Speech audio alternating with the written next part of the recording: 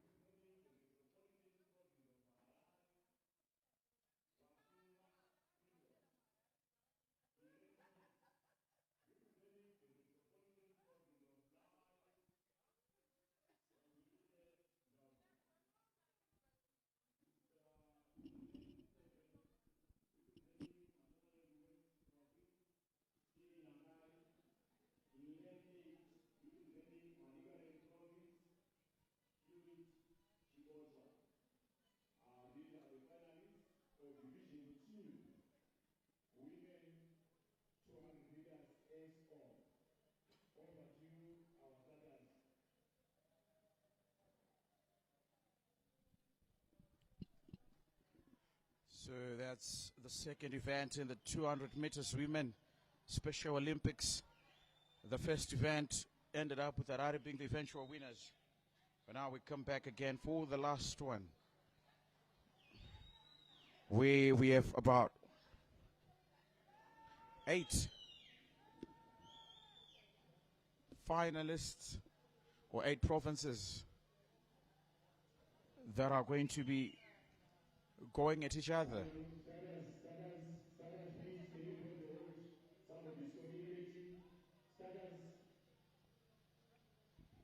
So there's a slight delay, but I think it's something that's not going to stop the order of how things are going to proceed.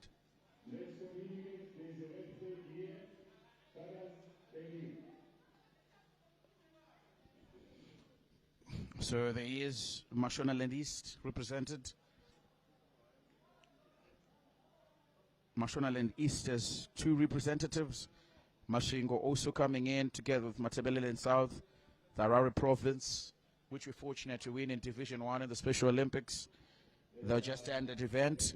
Yes, Blawayo, Marsh West, and Manikaland as well. So you remember yesterday we had an equal distribution of of winners on the podium. And as you see, the special division where we saw Harare Province winning it, and they want to continue in the same vein as well. But this is strong competition because everyone that you're seeing quite here has booked their place into the final, and they are deserving to be where they are. Yeah, it's the big final. That's where you want to be. This is where you stand up to be counted. Bearing in mind as well that if you finish victorious, there is that privilege of going on to represent Zimbabwe. So out of this race, this is where we're going to see who will don national colors come December in the Region 5 games to be played in Maputo, Mozambique. So a lot is riding on this race. The 200-meter women's final. Cannot wait. It's that bend again. Who's going to be able to negotiate it? And with the finishing line in sight, who's going to be able to cross it first? So now, it's a final about numbers. Remember, the more athletes you have representing you, the bigger the odds, or the higher the odds of you getting something on the podium. So Marsh East with 2 representatives, the only province with 2 athletes running in this 200 meters division number 2. And you always want to have so many people. Remember, even in the Olympics, we always talk about if you send, now the gun is off and the athletes are on. Harare trying to maneuver that bend with so much speed and accuracy. Harare province, and followed by Matabelele and South. Now they are coming in after the curve. And look at the way they just are coming through the curve. Now in the last 100 meters. It almost looks like there's a plan and they're sticking to it. And Harare increasing that gap increasingly well. And followed by Matabelele. Exceptional. What a sprint and what a way to finish the race. 2 times now they've managed to get something on the board. And followed by Blaoyo and Malikaland coming in the last stretch. There's your Mashonaland East together with your Matabeleland North and Mashonaland West as well.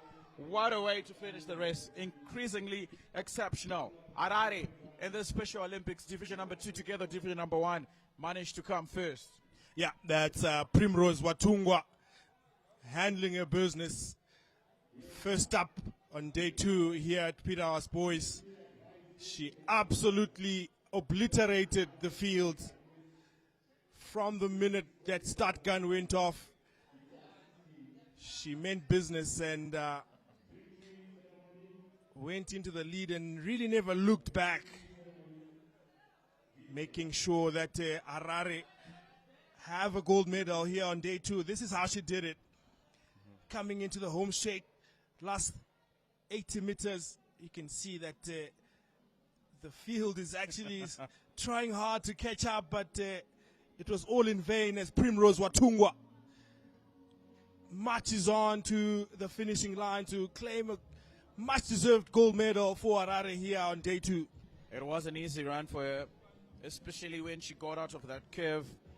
We always talk about how it is important to become victorious when you're just trying to leave the curve and get into the stage, and it is something that she did quite well. And now there is going to be the victory presentation for those that have already done well. Remember from yesterday, we ended up with a number of athletes getting their medals, and we're continuing in the same spirit and same vein as well. But that's a good 200 meters in the Special Olympics Division 2. So Peter House Boys is the venue for where we are continuing from day number 1. So this is number 2.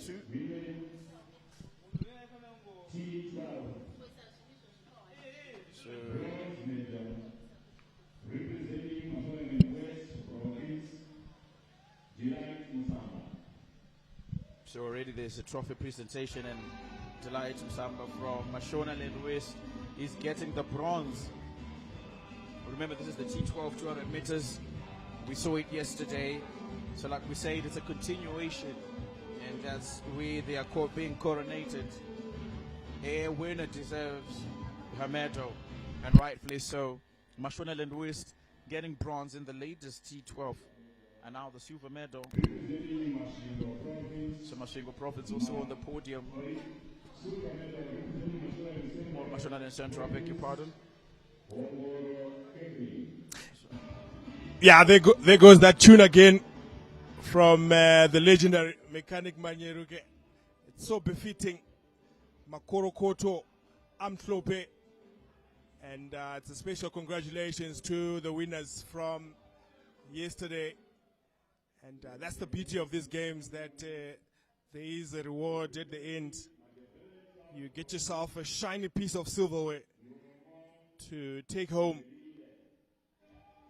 And such a moral booster for the youngsters as we see the crowds trickling in, wanting a piece of the action. Yesterday was quite electric.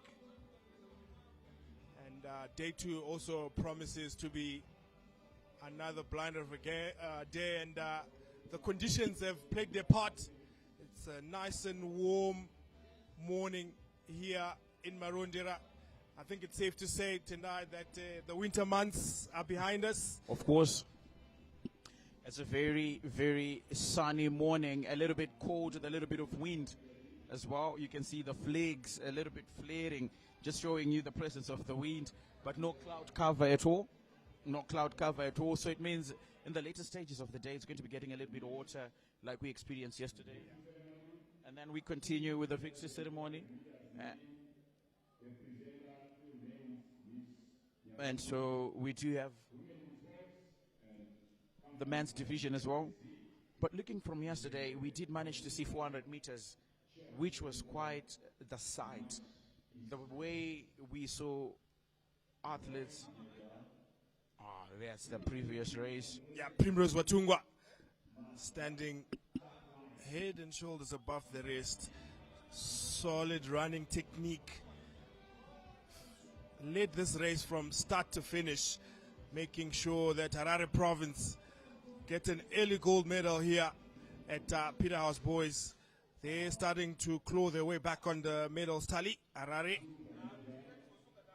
Primrose Watungwa, remember the name. I think we're going to see a lot of this girl in national colors representing the country in the Paralympic Games, which is what this platform is all about. Inclusivity, breaking silence through sport is the theme. If it wasn't for a platform like this, we wouldn't have seen the likes of Primrose Watungwa coming here and handling the business. So special credit really has to go to the Sports and Recreation Commission in partnership with the Ministry of Arts, Sports and Culture for bringing back the games. It's the 17th edition after a 6-year absence. We're back again, and it's been brilliant so far. Just to be able to see these athletes performing and participating. Of course. So we were talking about a platform so big as this, and this inclusivity as well. All of the things that maybe we need to hear have been rightfully mentioned and have been talked about thoroughly, and we acknowledge the coming back of such a historic tournament. So we are going to be joined by the sports director, that is Owen Makarua, who is a Special Olympics, who is representing Special Olympics Zimbabwe. So Mr. Owen Makarua, thank you for joining us. Thank you very much. So we want to talk about how brilliant these games are. We know 6 years without having the Paralympic Games is a very long time, and you are part of this board as a sports director. What does it mean to come back, and what does the future hold for Paralympics? First of all, we would want to thank His Excellence for bringing back these games. You know, with the mantra where he's championing the issue of leaving no one and no place behind. So through these Paralympic Games, we are actually being included at all levels. As Special Olympics, as you are just seeing that we are having the finals of 200 meters. This is an inclusive final because in Special Olympics we cater all categories of all ability levels. As you know that intellectual disability has different categories. We have the mild, we have the moderate, we have the severe. That's why yesterday we had the divisions. So in the divisions we're putting them according to those categories. So today we are now having the finals according to their ability levels, which is also in line with the mantra of the president, leaving no one in no place behind. Of course, that's something that is amazing. But of course, Paralympics and Special Olympics are different from your conventional sports. Let's talk about what we have to go through in terms of awareness when we are organizing. What do we go through? What is the message to the people or even to the parents out there that might still be hesitant in letting their kids, their youth, in participating in such sports? The first and foremost thing is sometimes as the parents or guardians, we fear the unknown. We don't believe that our athletes can do. We don't believe that our athletes are able to do. So that's the first thing that we have to change our mindset and believe that our athletes can do what any other athletes out there can do. They are just the same, the athletes. We are all equal. Okay. And then in preparation for the Region 5 games, I think we just have to pause a little bit and then just look into the final. And then after that, we continue with the conversation, Mr. Makarua. So that's the Special Olympics final, the 200 meters, where we have a couple of provinces represented. We have Harare, Masvingo, 2 representatives from Masvingo, Manicaland, Mashonaland West, Marsh Central, and Blawayo again. And that's the exciting stretch coming in, where we have the Special Olympics. And look at Harare trying to maneuver the band, and they've done it quite well. And now getting into the last 100 meters, not looking like they're going to stop any time. And Harare almost looking like they're going for gold. The speed so immaculate, the determination and the sheer focus. And they do get the gold, Harare. And then you have your Masvingo, your Blawayo, your Manicaland, Marsh East, and Marsh Central coming in the last position. But talk about speed and talk about wanting to be in the final and getting the gold at the end of the day. That is exactly what the spirit of the sport entails, and these athletes have come exactly to exude that. Yeah, that's Fidelity Charura, making it look easy out there for this men's Division 1 final, 200 meters. He really never looked in trouble as he completed this one. Negotiated the curve with aplomb. Look at him go.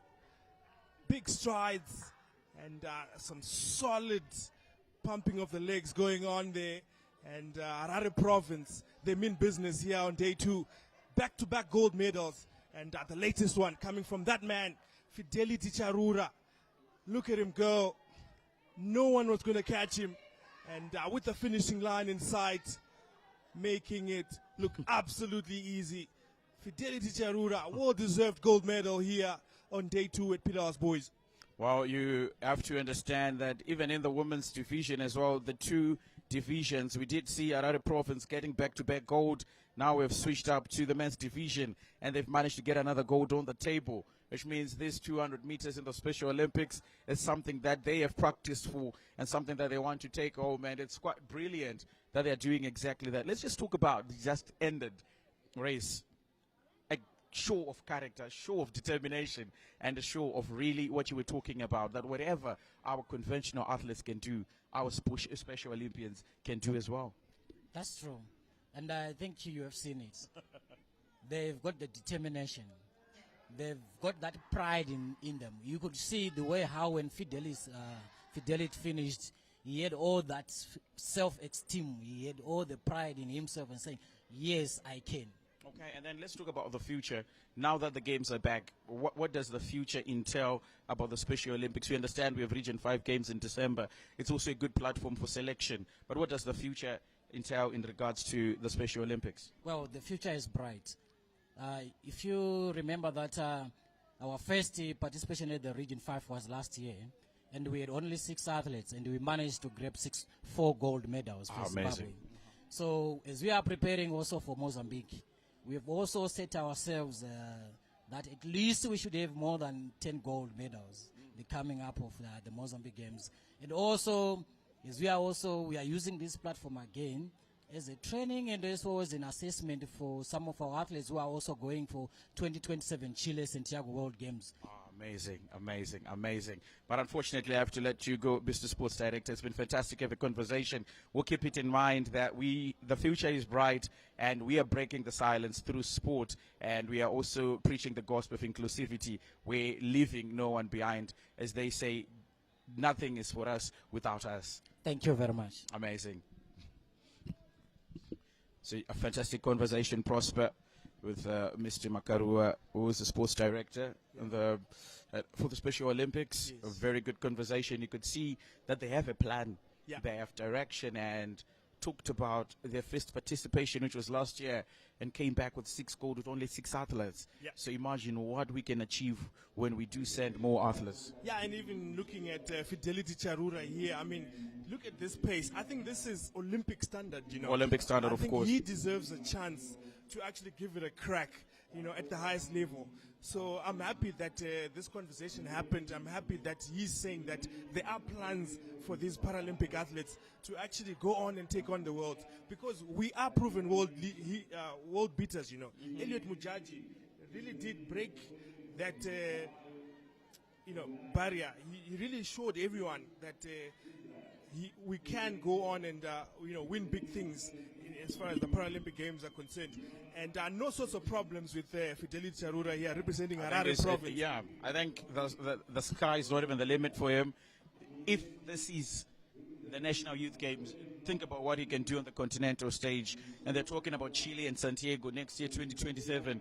And some of the athletes here are quite fortunate. They are going to be taking part in those. And with such excellence that they've displayed, I think there's more gold to come from the Special Olympics. Yeah, and there's also Los Angeles Paralympic Olympic Games in 2028.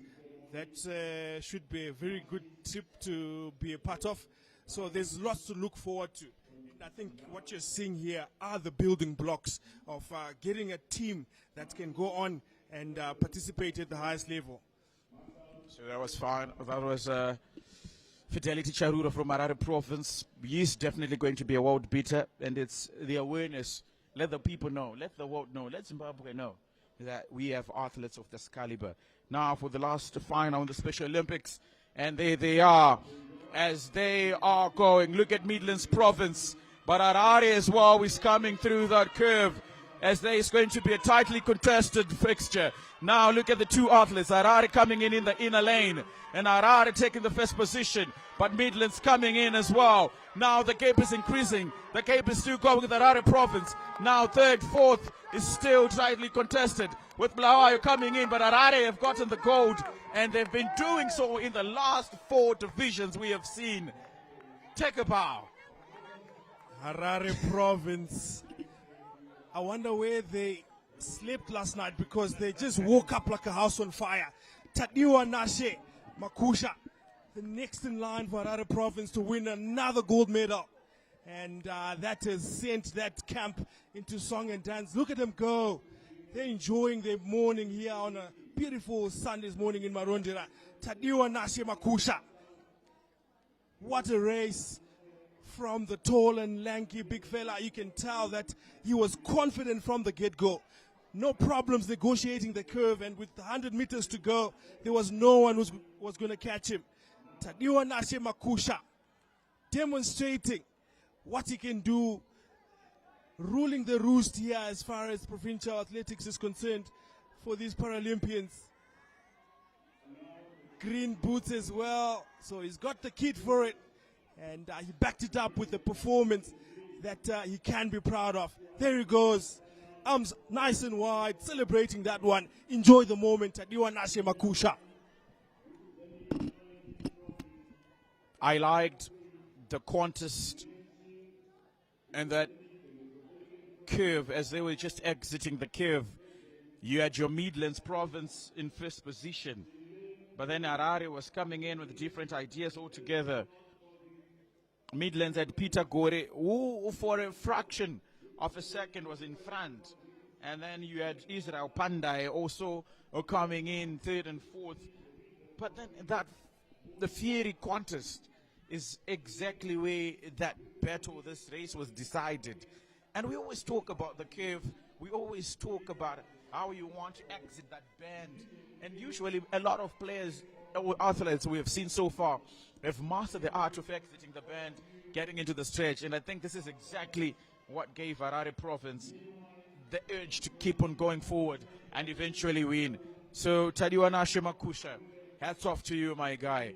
That was brilliant. And also Peter Gore for Midlands, sticking to a plan despite losing the contest in the bend. That was a good race. Yeah, and well-deserved hugs there for Tadiwanashe Makusha. So that's the other benefit of these kind of games, that they are real confidence boosters for these Paralympians. You do well for your team, you get high fives all around, you get hugs. It means so much. Just that human touch to show that you are part of it, you matter. And the match officials, they've also come in and look smart in the uniform, smiles all around. So it's all happening here on day 2 of these Paralympic Games. Looks like day 2 has just started off from where day 1 left off. Some electric action to start off with. And Harare Province, how good have they been early morning? 3 gold medals on the trot. They're looking to really set the ascendancy as far as the medals table is concerned here this morning. They were quite absent when we were having the 1,500 meters in all the categories or the classifications. You talk of your T12, 11, 13, even in the 400 meters as well. But when it has come to the 200 meters, they seem like they've just sprung into life, especially the Special Olympics. If you were part of this broadcast, the moment it began, you understand that in the 2 special divisions, we saw Harare getting some medals as well. And now in the 3rd division, which is probably going to be the last one, and these 200 meters, we have Marsh East, Harare, Matabeleland North, Manicaland Midlands, and Mashonaland East. So these are the final Special Olympics Man Division 3. So Tashinga, Craig, and now the provinces are on it. And it almost looks like it's a race that it could be decided as early on. And now that band where winners are made, they are maneuvering that band and exactly coming into the last 100 meters. And now look into this 2 go. You look into your Matabeleland North together with your Harare and Manicaland coming in 3rd. But this time it is going to Matabeleland North. They have done it. They are winning it. And then Harare coming in 2nd together with your Manicaland. And that is a race. And that is a celebration as well. Fantastic race. Was never in doubt. And in 4th position is your Mashonaland East. And your Midlands Province coming in 4th. And he has lost it on the final line. And Marshes will take it a 2nd from last. But what a race that was. Closely contested. That was a race and a half. Matabeleland North. And that was a race. Prosper. Yeah. Good race altogether. Yeah, praise Dube. He's quite the entertainer, isn't he? He's seized the moment. But praise Dube, a praiseworthy performance, this one. Look at him go. Very determined look on his face. He really wanted this victory. And there was a challenge from Harare. Despite the difficulties, Harare was trying to catch up with him. But praise Dube had the legs to carry him all the way to the finishing line. And have a look at that. It wasn't long until we saw that Cristiano Ronaldo celebration. Phew, it goes. And that, look at that, look at that. He wasn't done with the celebrations. He wasn't done. And there he is. I think I might copy some of these celebrations, you know. I mean, is some how can you trending not? stuff. Yeah, that was it. That was amazing. So that was the last race in the men's division, Division 3. So it's been quite a race. It's been quite a showcase of talent. So that's your Matabeleland North together with Harare, Manicaland, Marshist, Midlands as well. Good athletes showcasing their talents. Yeah. And those are some of their coaches and teachers, just also in song and dance. They've enjoyed what they've seen. So praise Dube, congratulations to you for getting the gold. And there's Bevan Chasesa again. And then from Manicaland, it was Bless Motsaura. Good. These are the guys that are going to be getting on the podium. And amazing to see. The 200 meters could as well be my favorite race, because there are a lot of aspects to consider. The band, the cave, and also the last 100 meters. The part that almost is difficult for a lot of people, because there's nothing apart from just you and the finishing line. And you have so many things in mind. If you want to look forward, it's only you and your goal. If you listen behind you, which is sometimes something that's determined, you hear the footsteps of the closest competitor. And the fact that you just have to do that and continue going makes it one of my favorite races. I like the 200 meters, and I've enjoyed what I've seen so far. Yeah, I also want to be down there. Praise Dube, just collecting those hugs. He's thoroughly deserved it. And this is how he won the gold medal. It was a tight race, neck and neck, between him and Bevan Chasesa from Harare. You can see Bevan Chasesa has a slight limp on him, but never looked like he was going to quit. Pushed Praise Dube all the way. But the man from Matabeleland North, Praise Dube, handling his business, claiming a gold medal here. And how about that for a celebration? Well done, young man. I think we're going to be seeing this boy for a long time to come as far as Paralympic sport is concerned. And he's got a full bag of celebrations, I can tell you. And credit also has to go to the rest of the field. They managed to finish the race, which sometimes is also important. But yeah, everyone has broken into song and dance. It's quite infectious what's going on out there. Just that human spirit, being able to participate and give that entertainment value. It's absolute scenes here at Peterhouse Boys. So as it stands, we have the special medal table, day number 1 from what happened yesterday. Harare Province have 1 silver, 1 bronze. You have your Mashonaland East with 1 gold, Midlands with 1 gold and 1 silver. Marsh West only coming in with 1 gold, Blawayo with 1 bronze as well, and Mashingo coming in with 1 silver, and Manicaland with 1 bronze. So that's in the women's division. So those are the distribution of the medals. But now I think we are up for 800 meters. Yeah, the 800-meter race. It's another middle distance race. And it'll be interesting to see now what happens. This is the T11 category. Remember the T11, the athletes that have visual impairment, total visual impairment, so they do have to rely on that guide. Yesterday we saw in the 200-meter event how difficult it is to coordinate between guide and athlete. But now there's a difficult set of demands here, because it's 2 rounds, it's 2 laps around the track. So that stamina has to come into play, and also that pacing strategy. So you don't want to miss this one. Sit back and watch this and enjoy the moment. So we were always talking about the 400 meters. We did see Mashonaland Central becoming victorious in that 400 meters. We saw an athlete finish in the same, even faster than he started. But now for 800 meters is different grave. It's a different ball game altogether, because you have two 400 meters that you have to complete. So what's the strategy together with your guide? How are you going to go about it? What do you say to your teammate? And how do you even begin to start to think about this event? Are you going to start with a 3/4 pace? And also now that's your Mashonaland West, Mashonaland East, and then that's your Matabeleland North as well. So 3 provinces, if they're going sturdy now. It's a sturdy pace, almost a 3/4 plus pace. And they do understand it's 800 meters. So for the first moments of the game, you'd understand. Now you look into Mashonaland. Yeah, Mashonaland West have got the two athletes representing their province here.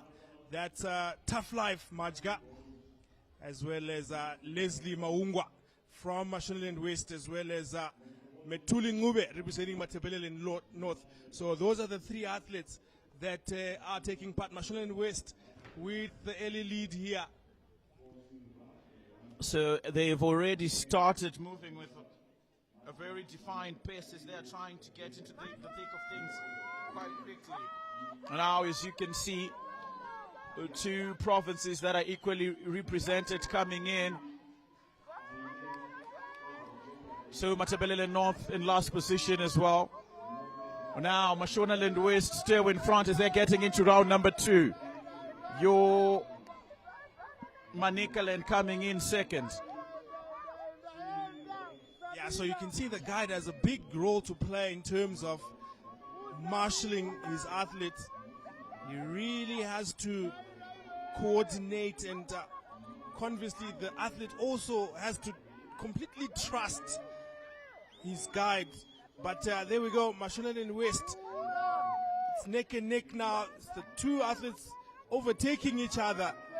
It's a two-horse race here going into the final 200 meters. Of course, now just look at them as they're trying to get into the last and final curve before they get into the longest stretch. And you have your Matabeleland North coming in last. Now this is where it could all be defined. This is all it could where be decided. Now you have Mashonaland West coming in, and they are trying to do it equally represented. And I believe whoever is going to be part of the podium would want to just get a little bit of gold, as we have two representatives from Matabeleland, from Mashonaland West as well. Now we are getting to the last and final 50 meters, and look at them increase their pace. This is the tactic that we were talking about, and almost getting closer to the finishing line.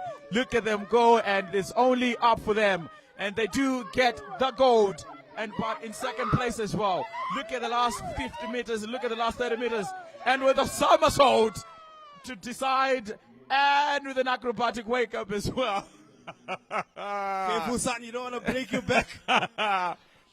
But that's what happens when you win a race. That is Leslie Maungwa pulling up the big somersaults, and why not? A well-deserved victory this, doing the business with his guide.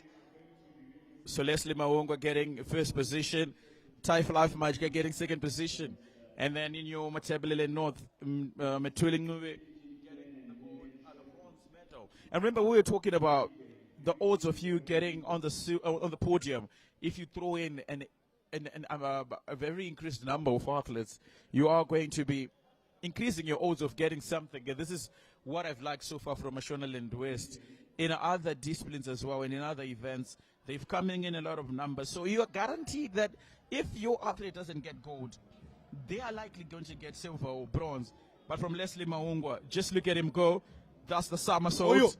And then fell down on his back. And he says, I'm not done. I'm still going. Yes. Yes. Well done, boy. Well done.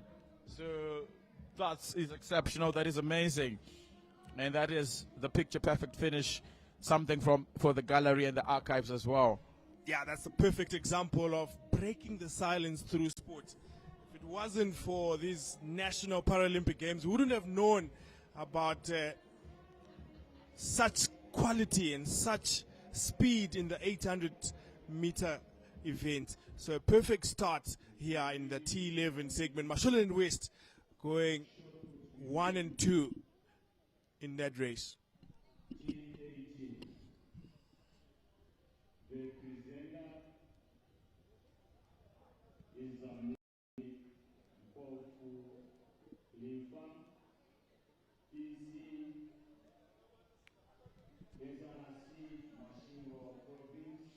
So there's also a trophy presentation.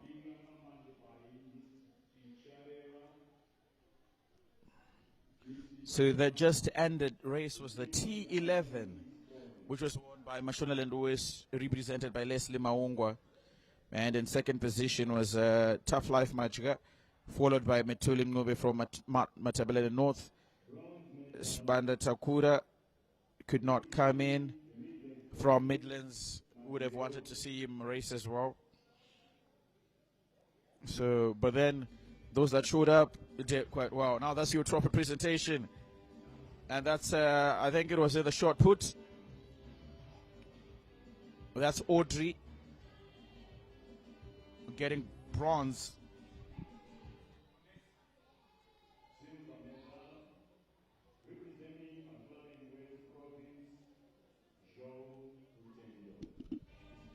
Yeah, that's Joe Rutendo coming out second from Mashonaland West in yesterday's short put.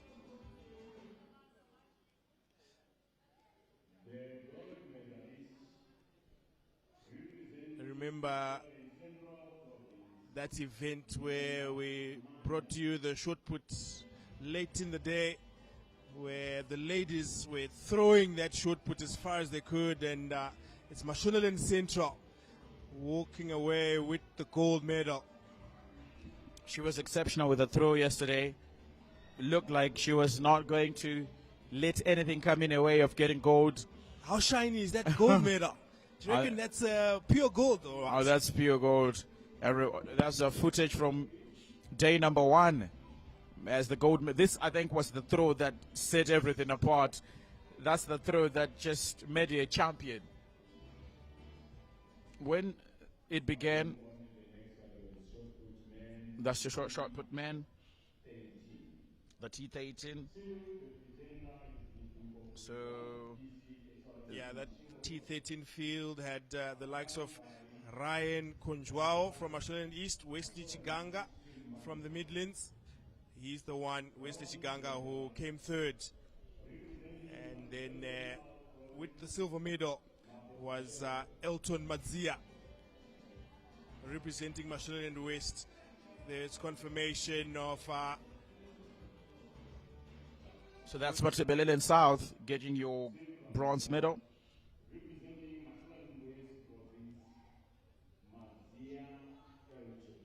So Madzia Elton from the Mashonaland West province getting his silver.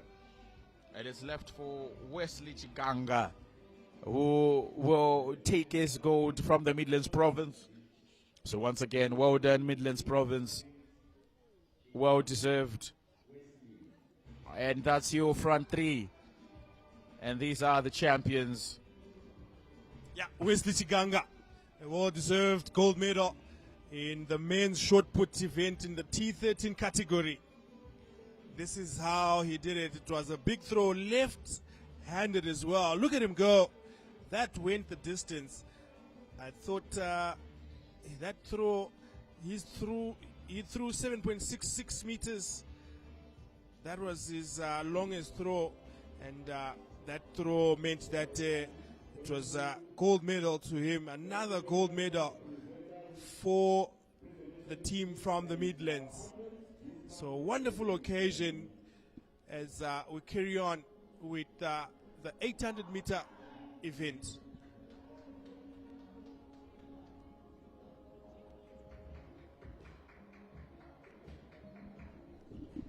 So your This ladies. is T12 women. T12 women coming in the 800-meter event. Angeline Gona from Mashingo, as well as Delight Musamba from Mashonaland West. And it will be Catherine Hongoro representing Mashonaland Central in the T12 women's race in this 800-meter race. So it'll be 2 laps. Who's your money on tonight? I think I have to go with Mashonaland Central here. But remember, this is 2 laps, so anything can happen. So this is the T12. This is partial impairment, partial visual impairment. So you do have a bit of eyesight, so you can see that there is the one athlete that does require a guide, but the other 2 from Mashonaland West and Mashonaland Central can go through 2 laps without a guide.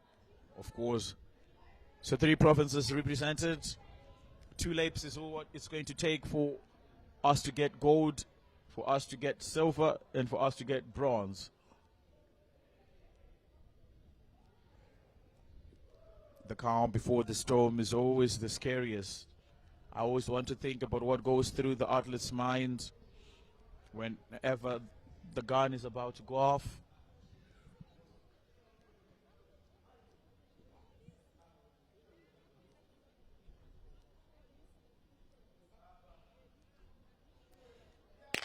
And now the gun has gone off. The three provinces, the three athletes are on it. Very fast pace as they are starting this 800 meters. Mashonaland Central have already started surging forward.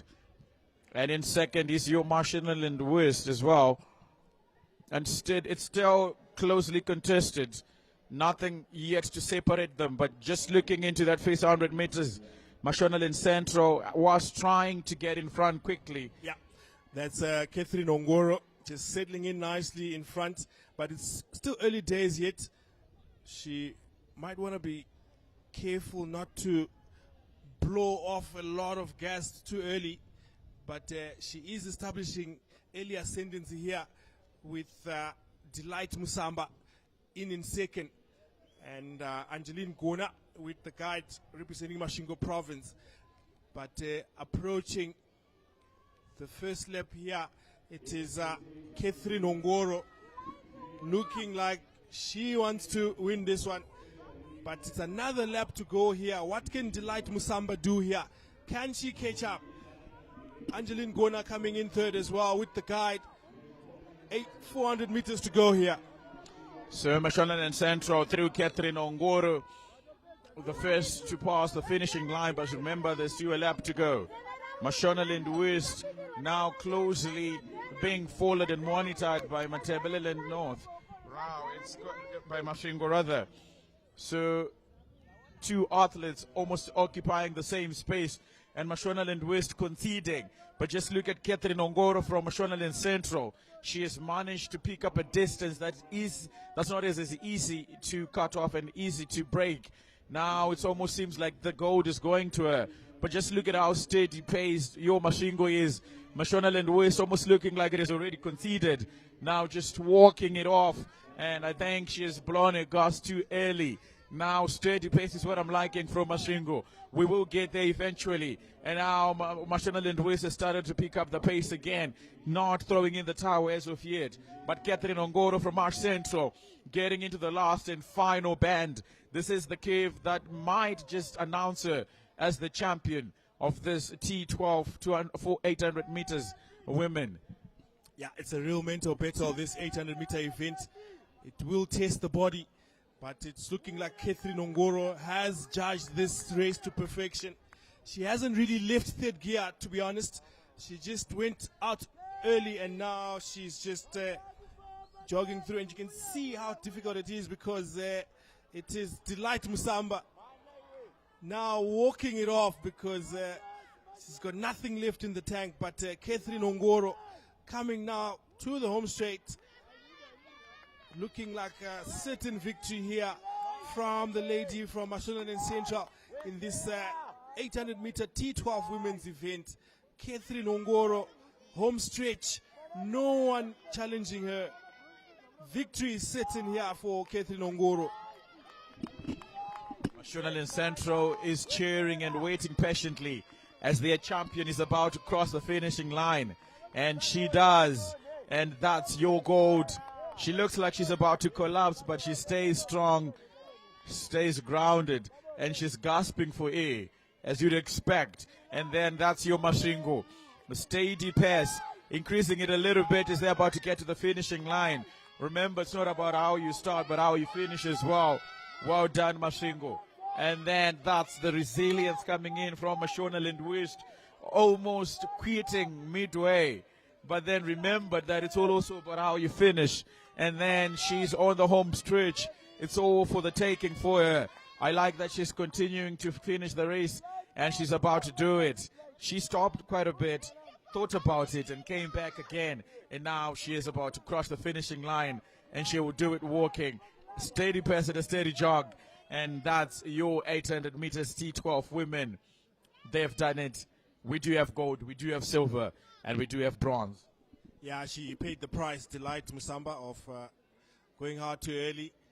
And she did suffer as we just take a look at one of the athletes struggling for air. Hopefully she's all right to carry on.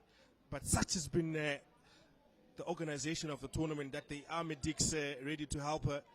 But there's another look at how Catherine Ongoro ambled through to the finish line. She didn't really need to accelerate towards the end because she did the hard work early, and all she had to do was cross the finishing line, and she did that with some fashion. It's a sizable lead there with Angeline Gona coming in second with the guide. Also well done to her, but special mention really has to go to Catherine Ongoro in the T12 women's section in this 800-meter event. And you can tell how taxing it is as Catherine Ongoro is struggling for air there. But I think the victory will encourage her as the races are coming in thick and fast here tonight.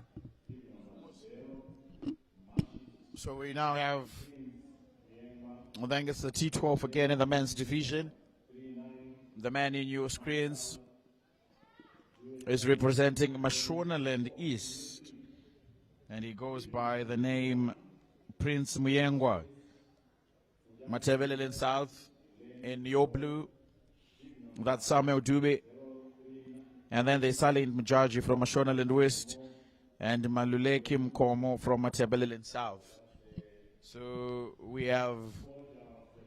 Do you reckon Silent Mujaji is related to Elliot Mujaji? We have asked this question, but I think if not, if there's no relation whatsoever, the name has to play a little bit of influence, of course. There's a big shoes to fill under Elliot Mujaji winning a gold medal in Sydney at the 2000 Paralympic Games.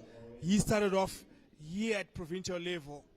So what can we see here in this 800-meter T12 men's event? Remember, the T12 is for athletes that have semi-visual impairment. We heard the gentleman early mentioning about the different categories. It can be mild all the way to severe. But from the sound of things, it doesn't look like anyone needs a guide in this 800-meter T12 men's event. Prince Muyengwa representing Mashonaland East. Samuel Dube out from Matebeleland South. Silent Mujaji, any relation to Elliot, we'll find out from Mashonaland West. As well as Meluleki Nkomo completing this men's field in the 800-meter T12 men's event. So 3 provinces represented. You have Mashonaland East, Mashonaland West, and your Matebeleland South. 2 athletes, and there they go. Unaway, but then the race is underway. Marsh East trying to get ahead quickly, but your Marsh West is coming in also with the same pace and not wanting to be beaten too early. 2 athletes from Matebeleland South still coming in quite behind, but then just look at the way they are attacking the first stretch. Marsh West in front, Marsh East in second. 2 athletes from Matebeleland South coming in third and fourth, but there's still another 400 meters plus meters as well still to go. The second band. Then Marsh West is going to be approaching the first bend and the first cave in first place. Marsh East coming in second. Third and fourth belonging to the team in blue, that is Marsh South. Quite an exciting encounter we have. Not really can be separated in this first initial 400 meters. Now the first 100 meters is about to be approached by these 4 athletes, with Marsh South still occupying the last positions. Now the tides have changed as well. Marsh East have gone ahead. And now increasing pace. Look into your Mashonaland West coming in second. But look at the steady pace. It looks like it's a plan that is going to surface coming into the last stretch in the last 400 meters. Yeah, that's the sound of the bell. That is your indication that it's time to go. Final lap it is, and Prince Muyengwa, He's starting to establish a big lead here with Silent Mujaji struggling in second, with Meluleki Nkomo in third. But it's that man, Prince Muyengwa, like the prince he is, starting to increase this lead. It doesn't look like anybody's going to catch him. Look at how big that gap is. Coming into the bend here, home straight. It looks like he's got plenty of gas in the tank.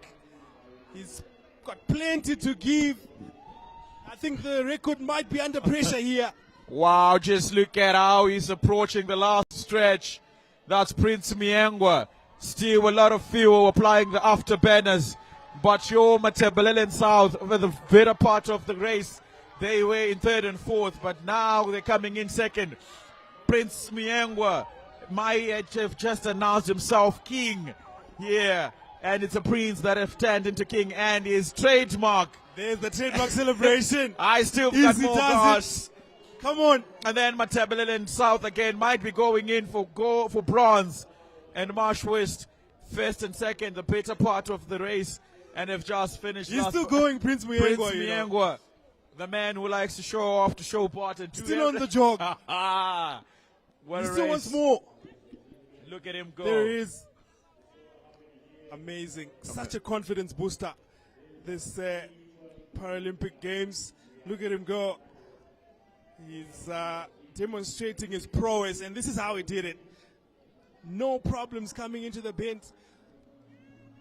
The lead had already been established, and all he had to do was finish what he started, and that he did. Mululeki.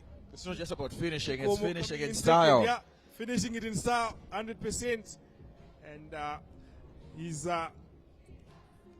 this is his home ground as well, because we are out in Mashonaland East. Course. So standing tall here for Mashonaland East. Another gold medal.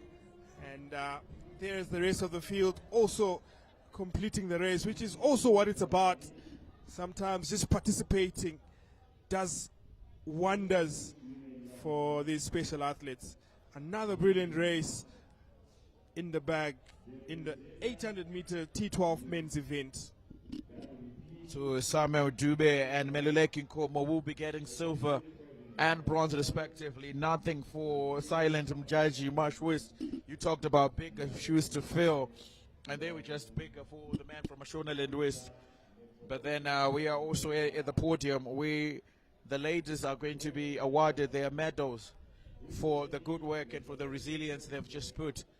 Yeah, medal ceremony for Special Olympics Women's Division 1. We saw that race earlier this morning.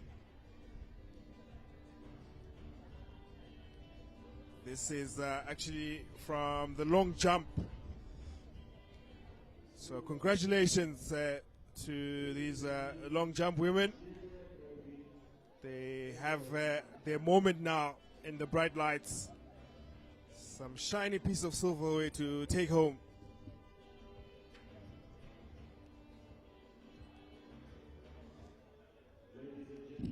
It will be Mashonaland West claiming gold here.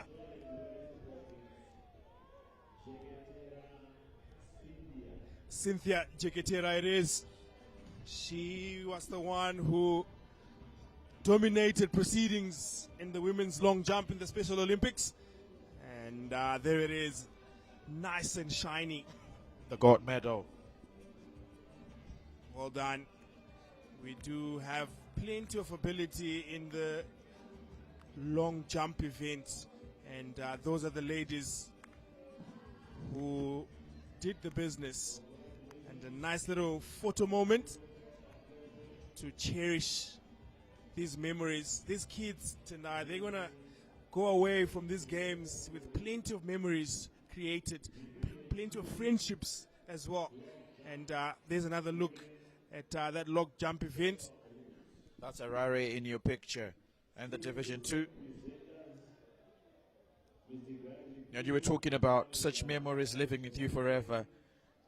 You always have to have something to talk about in your old age. And I believe the stage for good storytelling has already been set by some of these athletes And also, when we talk of the next editions, it is going to be difficult for us to talk about what happens in the future without referencing the past. And I like that they are part of the past and the future, something that they've made for themselves simultaneously. So imagine your name being written in history books. In the year 2026, on the return of the Paralympics, I was there, I came, I saw, I conquered. And whenever people are going to be talking about the medals won for each province, they will be referencing you, and it is your name. If it's a record that's going to be broken, it's your record that's going to be broken. So forever they are going to be inscripted, and there's Special Olympics history books. So I salute, I applaud, and I definitely cherish a life that they've set for themselves. Yeah, it's such a technical sport, long jump. You really have to know what you're doing. And in this particular instance, it was the Midlands province who won gold.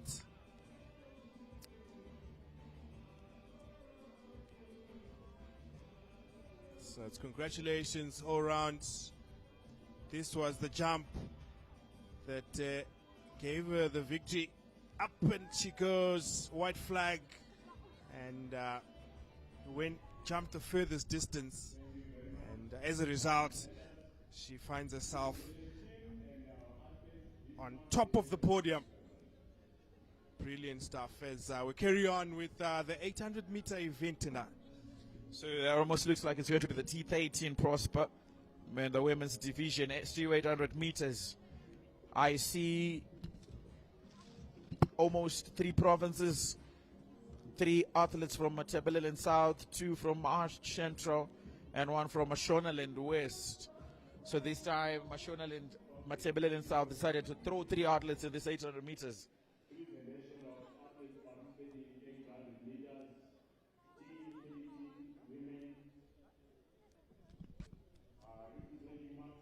So this one's the T13 event, meaning that there's little to no visual impairment, so they can get around the track without the need of a guide.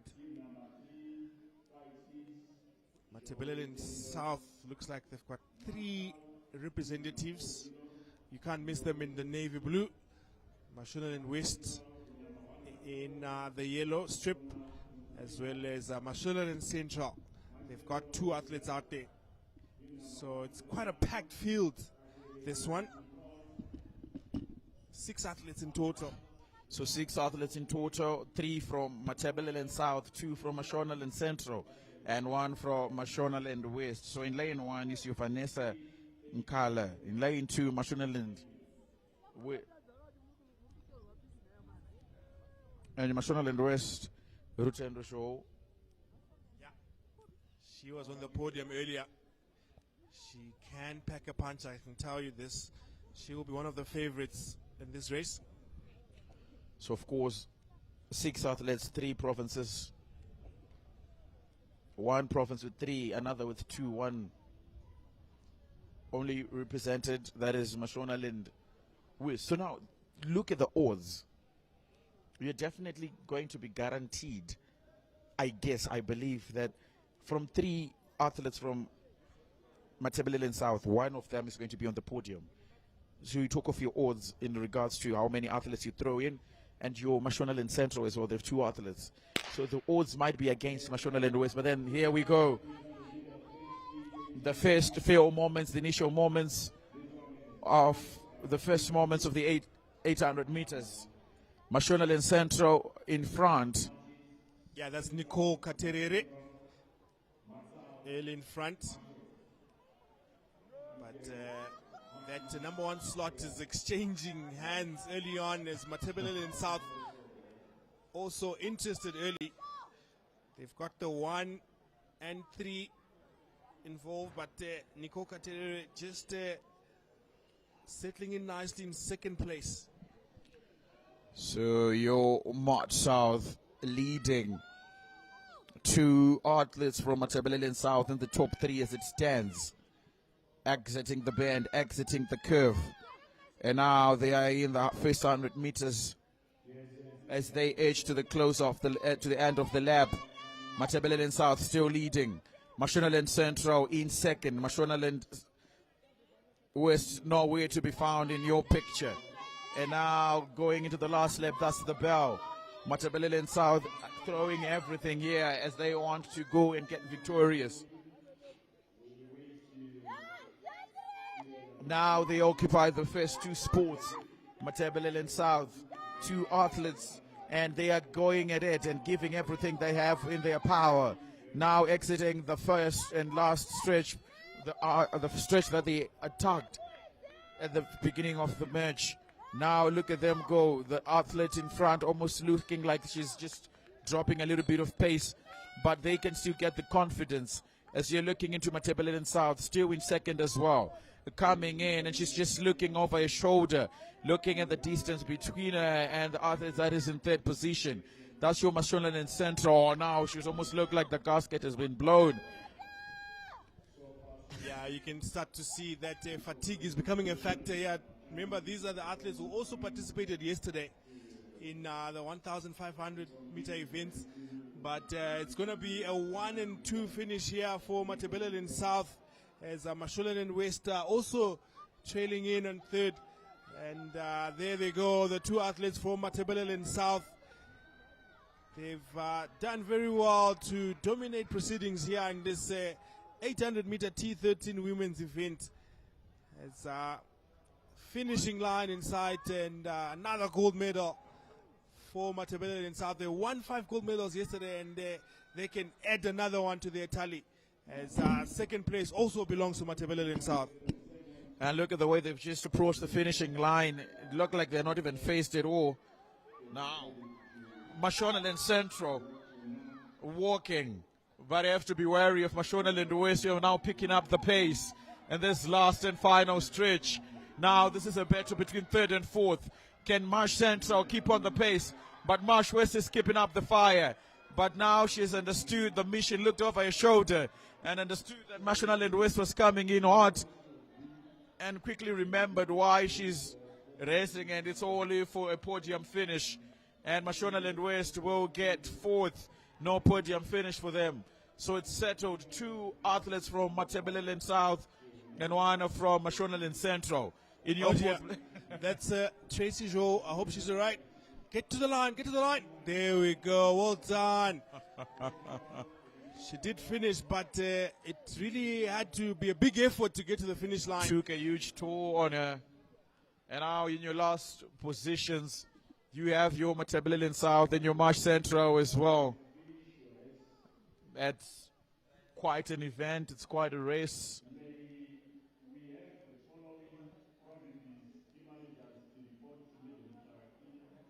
And that's Matabeleland South.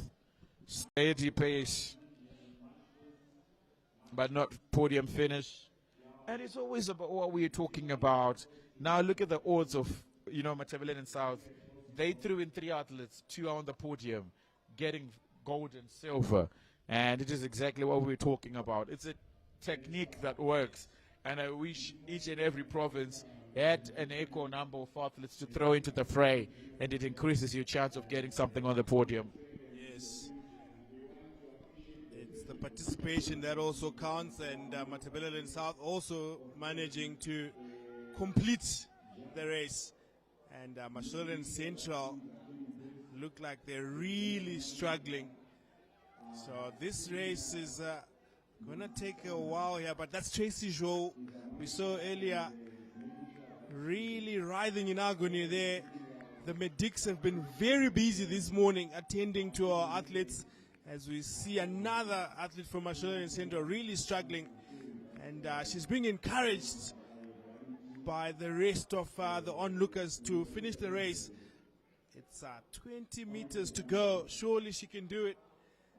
It's been reduced to walking pace here, just going to show how demanding the 800 meter event can be.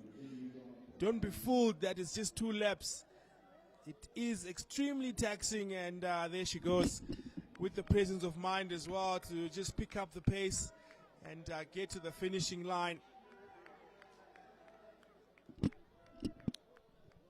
Takes a toll on you mentally, takes a toll on you physically.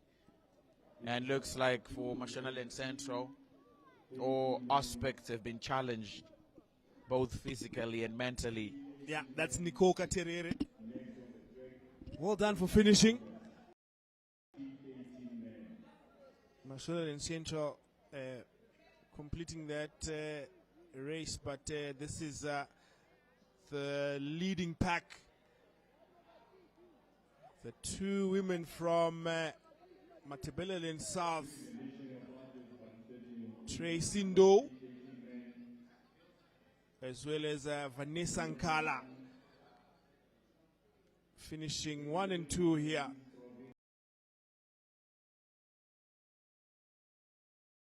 Athletic talents, judging from yesterday, as well as these two ladies in your picture. There's plenty of athletic reserves down in Matabeleland South, and that's the beauty of this tournament, that all 10 provinces are represented here. And yesterday we also saw that the medals were spread across the provinces as well. So there's plenty of talent to be unearthed, as this program is a feeder pathway into the national program, with the Region 5 games coming in Maputo in December, as well as the Paralympic Games in Los Angeles in 2028. As we move on in this 800-meter event tonight. So now that's the T13, 2 athletes from the Midlands Province, Marsh East, and 2 from Mashonaland Central, and 1 from Matabeleland South. So we are looking into 1, 2, 3. We have your equal distribution of Midlands and Mashonaland Central, 2 athletes that are going to be representing one of these 2 provinces. It's only Matabeleland South and Mashonaland East that are going to be having 1 representative as we get into the final of this T13 800 meters.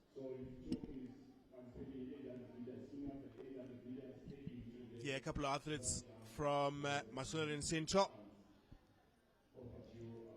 That is given Shibeke Swa, as well as Mind Tom. And then from Matabeleland South is Shelton Maposa, and a couple as well from the Midlands Province. That is Tatenda Mabilare, as well as Moyo Professor. Remember him, Professor? Professor Moyo, a part of the 2 athletes from the Midlands Province.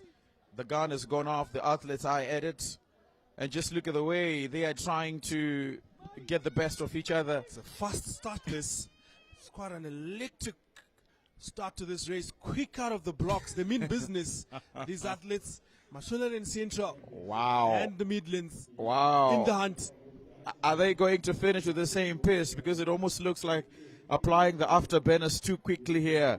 Now Midlands and Mashonaland Central going against each other, both in first and second and third and fourth.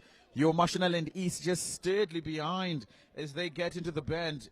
This is the first lap, remember, 1 more to go. And you have your Mark South just slowing in as they is also the last to get into the bend.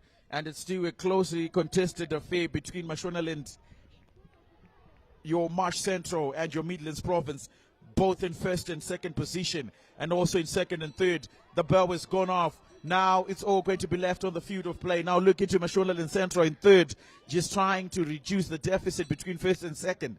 And this is exactly where it is going to be getting exciting. And now the last stretch, getting into the fifth and final stretch, where they will get into this 100 meters, get to the 200 meters and probably the 100 meters. But how is it going to be decided? It's all left with these athletes. 2 Mashonaland Central, 1 Midlands Province. It's all for the eyes to see. Yeah, this one is going down to the wire. It's a tough race to call with 200 meters to go, given Chibekeswa from Mashonaland Central going neck and neck here with the athlete from the Midlands, with the third one coming from Mashonaland Central as well. It's a 3-horse race this. It's a battle for gold medal. We're up for an exciting finish here. Which way is this going to go, given Chibekeswa, as well as Tatenda Mabilare. Now this is the final stretch, almost looking like it's a 100-meter race. Midlands were in third for better part of the race, and now upping their ante and increasing the tempo. They'll get gold medal. Two others from Mashonaland Central will get the gold, the silver and the bronze. But what a race, what a way to pick yourself up from Midlands. They've done it again, absent from the podium in almost the races we were seeing. But in this T13, that's when they remembered that they have a podium to finish on. And they did it exactly in emphatic fashion. That's a race, and that's how you finish it. And your Matabeleland South just not going into a part of the podium. And I think what's important is how he's going to be finishing this race and doing it with a steady pace. The same way he's finishing it is the same way he started it. But take a bow, Midlands. Take a bow.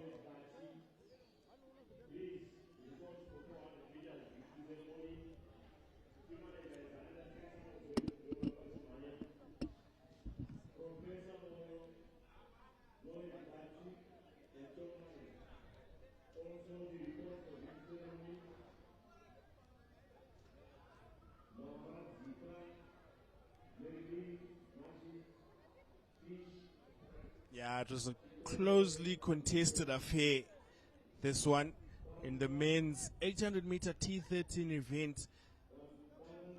Mashonaland Central going neck and neck with the Midlands province. You couldn't call it at this stage. 100 meters to go, coming out of the bend. But it was the gentleman from the Midlands who really had to dig deep. He really earned this victory. It didn't come easy. He just had that extra hunger and zest to cross that finishing line first. And of course it helps to have those long legs and good solid running action coming in first there for the Midlands. But it was close, but no cigar for given Chiweke Squad, who came in a close second. But proper quality 800-meter running here, and you can tell that it's taking a lot out of these athletes. They are really putting in the effort. They are really competing, and it's been brilliant to see that the human spirit can rise above the odds to participate, and it's commensurate with the theme of these games, that we're breaking the silence through sports for a lot of these athletes. They face a lot of stigma, they face a lot of physical barriers, but they're out here trying their level best, representing the provinces. And what brilliant action we've seen in the 800-meter event.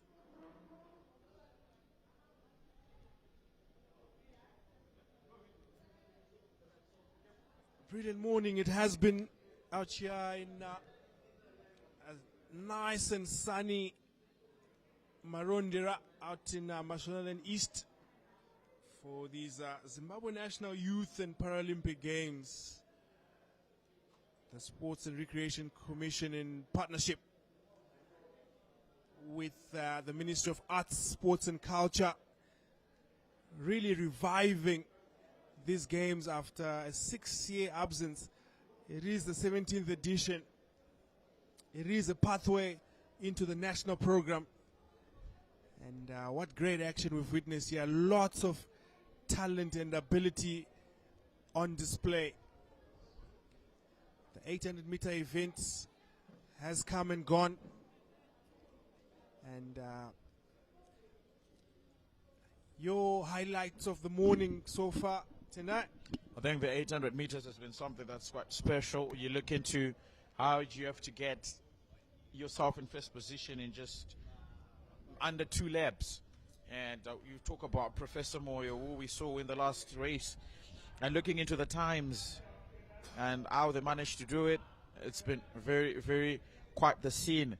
But you also have to go back to the 400 meters, where we had the T13 men, the 400 meters, and we had a champion that is in Tom Mind, finishing in just under 57 seconds, 0.44, and Professor Moyo. So remember, Professor Moyo has been making himself available for the 400, for the 200, even for the 800 as well. So he's a very prominent name when it comes to long distances. So Professor Moyo in that 400 meters, the T13 man, finishing in under a minute and 0.17 milliseconds. And then Knowledge Bati from Mashonaland West with under 1 minute, 5 seconds and 7.2 milliseconds. So outstanding seconds as well. Remember, some of you conventional athletes finish the 400 meters in just under 44 seconds. So to have a tall mind finishing in under 57, just like 13. And now, the moment everyone has been waiting for, the 100-meter sprints here at Peterhouse, boys. The tension on the track is palpable as athletes step onto the blocks across the T11, T12, and T13 categories. We are looking at pure, unadulterated, explosive power. Remember the synergy we need to watch for here, especially in those visually impaired classes where the connection and cadence between the runner and their guide must be absolute perfection. This is where hours of training, the trust and the psychological resilience culminate in under 12 seconds of pure speed. This is the main draw card here. Breaking the silence through sport. Every runner on this line is stepping out of the shadows and into the spotlight. The starters are checking their position. The stadium is holding its breath tonight. 100 meters, almost everyone's icing on the cake. That is your cherry on top. The pinnacle of track and field. Almost everyone has a keen interest in what happens in the 100 meters. And here we are for the T11 with your Mashonaland West having 2 representatives and your Matebeleland South. So it is from this moment going forward, we are going to see who does well in T11. That's the classification of total or near total visual impairment. So as Prosper has been saying in past times, these ones do need a guide. So it takes a lot of trust, hours of practice, speed as well. You don't have to dismiss the speed. You might practice, but if you're not fast enough, it means all this will go to waste and will end up just being in vanity, in vain. But something interesting to think about. What if the athlete is actually faster than the guide? What happens then? I think this is where you've been talking about the hours of preparation. Whoever is going to be your guide, if they can keep up, at least they just have to direct you from close behind so that they didn't deter you from getting your gold. Because it's all about the understanding. What you can't do, they'll compliment, and what you can do, they'll compliment as well. So it's a very important aspect of it. And I think we will have to be in conversation with one of the coaches and even the athletes as well, and just try to understand the tandem dynamics, because this is a 2 people affair, the athlete and the guide. Yeah. So what if the athlete is faster than the guide?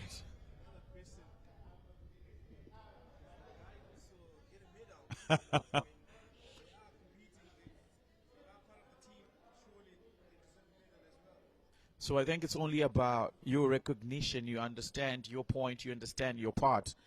And I think this is one of those philosophies in life where you have to understand your role in the grand scheme of things, like the grand scheme of things, you know. It's not everyone who does good who gets the nod, you know. Sometimes the bigger heroes are not celebrated on wallpapers. Yeah. The guide really has to match that stride length, going shoulder to shoulder. They do have what they call a teether. That's a piece of equipment they use to tie the 2 athletes together so that the athlete with the visual impairment is able to be guided across the finishing line. So we've got the 3 athletes just all in readiness, a couple of them from Mashonaland West, Yeah. as well as Matabeleland South. It's a synergy that takes months, sometimes years of sweat and synchronicity to build. Of course. And when you see them fly across the finishing line together, you're witnessing the true spirit of teamwork and what it means to break the silence side by side. The 100 meters in all its excitement. I believe this is where a lot of heroes and heroines are born.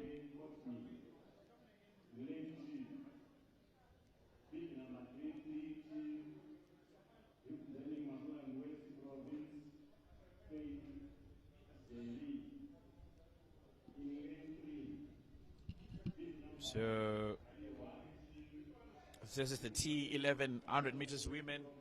We have two athletes from Mashonaland West, Faith Zevi and Tadiwa Gwenganguru, and Courtney Pandey from Matabeleland South.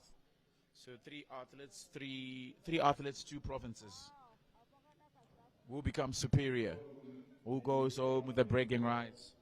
Is it going to be Courtney Pandey, Faith Zevi, or Tadiwa Gwenganguru? Yeah, remember the guide cannot cross the finish line ahead of the athlete, meaning the guide's entire role is to run at peak capacity while steering, pacing and protecting their partner's blind spot. It's the ultimate expression of teamwork in an individual sport. So there you are, quite answered, Prosper. So remember, it's all about the little details that make it all exciting and add to the beauty of this T11. As a guide, you don't cross the finishing line ahead. Now that's the going in the 100 meters. These are two provinces represented, with Mashonaland West coming in front, coming in first, and they're already celebrating. Mashonaland West again coming in second, Mart South coming in third. A good display of speed as they cross the finishing line. 1, 2, 3, and that's how it concludes in the T11 women 100 meters. Mashonaland West coming out victorious. They do get the gold, the silver, and the team in blue, your Mart South, getting the bronze. Good showcase of speed, trust, and speed as well. It all happens quickly, doesn't it? The 100-meter event, and we're off to a brilliant start. Mashonaland West claiming a comfortable 1 and 2. We'll just get confirmation between Tadiwa Gwengaguru and Faith Zevi, but no problems whatsoever from the two athletes from Mashonaland West. And this is how it happened. As soon as that starting gun went, they took off. Remember, you really have to accelerate from the start. You don't have time to build up your race. And they already started celebrating before the finishing line. That's how much confidence they had. The two women from Mashonaland West. And yeah. I want you to look at something quite interesting, Prosper. There was a moment where the athlete almost looked like she was straying away, and then there was the strong hand of the teether just bringing her back and controlling where she's supposed to be. And it answers your question in regards to how do they manage to do everything together. So you now see how they are perfectly built to work together, that tandem exactly that you're explaining. And because if you don't do that as the teether, the athlete might wander away and end up impeding other athletes as well. Yeah. Good sports tonight, very well identified.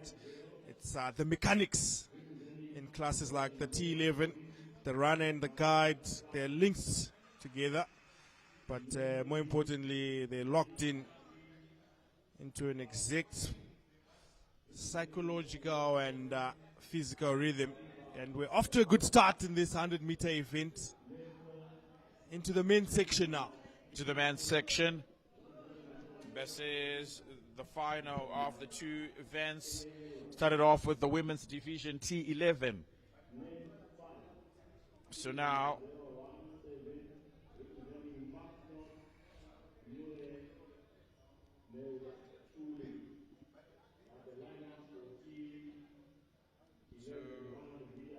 three provinces in the men's division, the T11 men.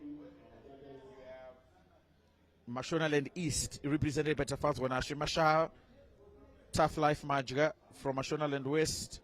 Remember, Tough Life was also in the 800 meters. Wow, it takes a toll, doesn't it? Yeah. Belton Mariba, Marsh West as well. Kenili Omjoma, Marsh West. And Metuling Nube from Mat North. Coming back again, Metuling Nube, also in the 800 meters. Wow. Yeah, the women really did set a standard in the 100-meter event, and it was Mashonaland West getting that 1 and 2. You can just see how difficult it is to run with the aid of a guide, but they're doing it. You know, they're out there, they're competing, they're participating, and now into the men's section. 100-meter T11 event. It happens quickly. If you blink, you miss it.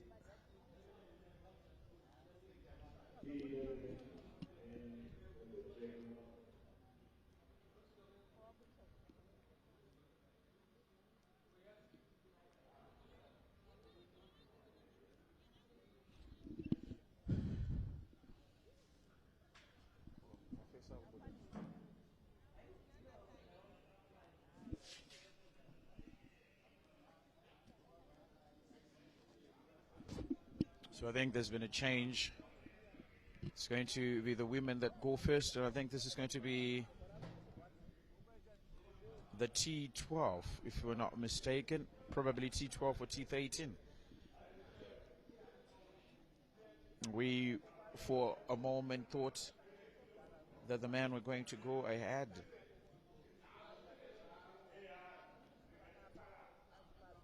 So this is a Special Olympics, women. So I think this is heat number 1, the Special Olympics women. There is Blawayo, Harare, Manicaland, Marsh East, Marsh West, Mat North, Mat South, Midlands, Harare again, and Manicaland. So I think 10.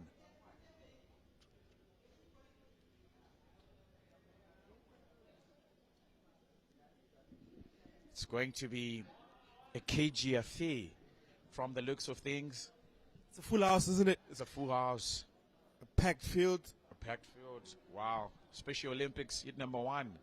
And I think from here, we are going to be seeing who makes it through to the finals as well. So if this is hit number 1, probably there's going to be a hit number 2. And whoever does well in these first hits will get to rest in the final. If not, this is the final. So a full house, as you've nicely put. 9 athletes, 9 lanes, 1 finishing line. Gives you goosebumps. It always does. Makes you want to go down there and also participate. That's the effect of sport. It really galvanizes communities. And these Paralympic Games have been brilliant. So Manicaland with 2 representatives. Blawayo.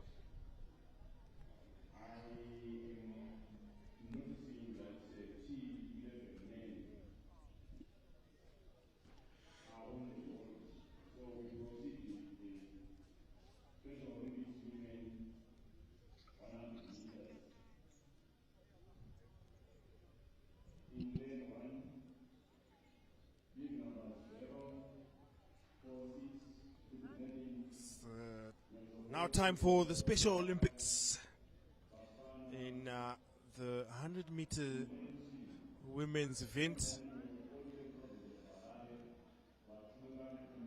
Tolubi Kaise Bafana from Blawayo, Primrose Watunga from Harare, Adiana Mukwada from Manicaland, Tanaskwa Tempo representing Mashonaland East, Nakai Piri out from Mashonaland West, Vuyan Mutungwa representing Mat North, Ngulube Ntumakosi from Mat South, Ropafadzo Kasiapasi from the Midlands, Ruth Mhlanga coming out of Harare, as well as Purity Chibochwa representing Manicaland. This race will be taking off any second from now, as the officials are just busy arranging the athletes. They are an important part of these games, the crew behind the scenes. But yeah, there's an early look at the athletes ready to attack this finishing line. So the T11 men are on hold. So we've proceeded to the Special Olympics. And the ladies are standing in anticipation of what is going to be. So imagine if it's as nervy as it is for us here in the country. What about those that are about to leave it all on this track? 100 meters. A couple of seconds to decide fate. And there they are, crouching on all fours. Hoping for a photo finish on this one.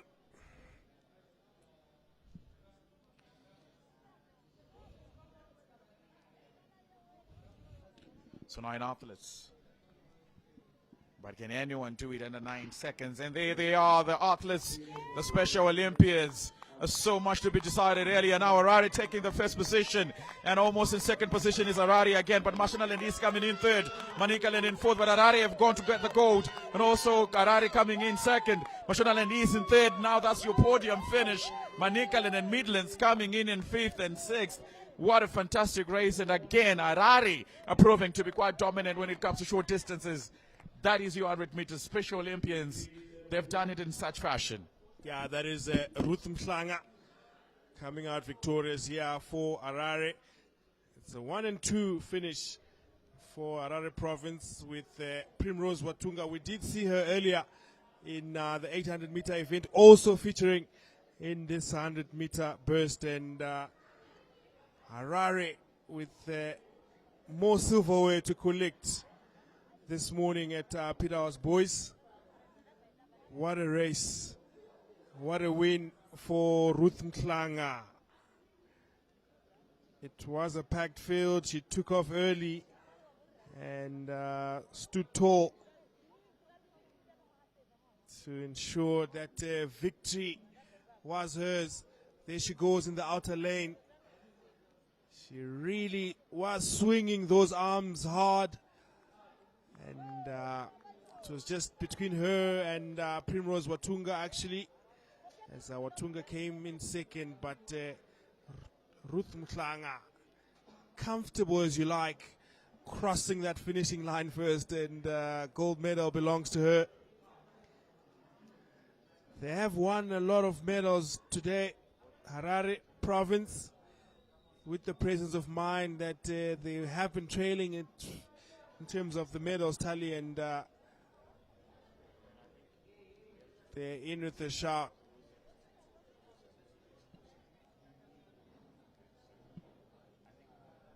Coming in thick and fast, these 100-meter short bursts, the quick sprints. They are a crowd puller in a lot of athletics tournaments, and this one is no exception.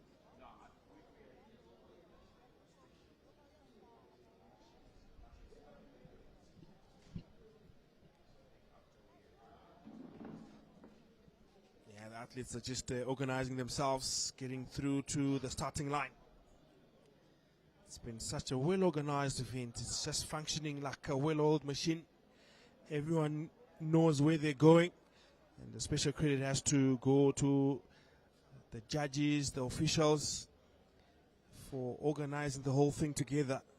It's been a brilliant advert as far as the National Paralympic Games are concerned. This is the best that the provinces have to offer. The cream always rises to the top. And these are the athletes that hold the future in terms of Paralympic sport in Zimbabwe is concerned.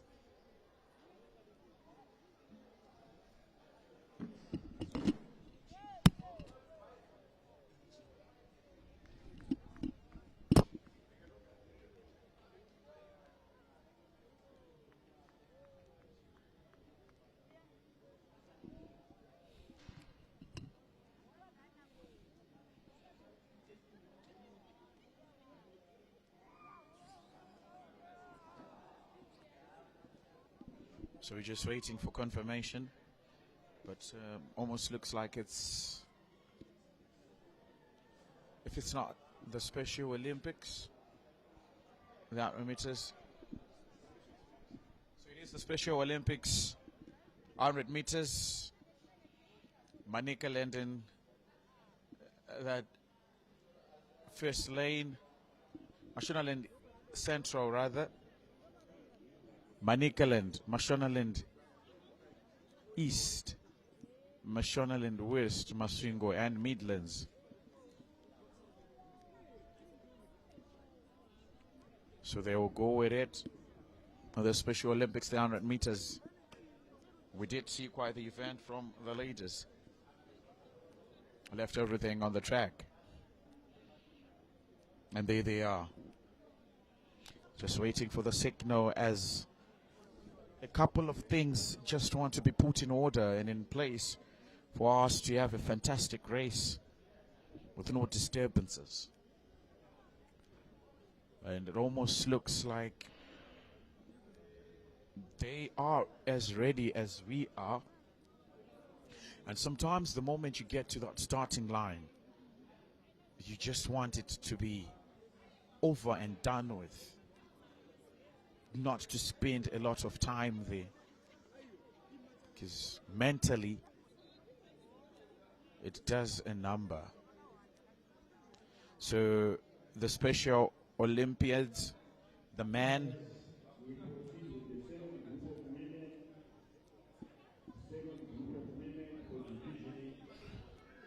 so that's hit number 2 now. We have resorted back to the women. So that's hit number 2 in the Special Olympics. The 100 meters, the women have come back. So we did see Harare in the first heat taking first and second position. Now the women are coming back in the second heat. That is the Special Olympics. So they are there at the starting lineup. Like we say, just waiting for a few things to be clarified and be resorted. And we are back again. So now, so after all the hits, we do get to the final.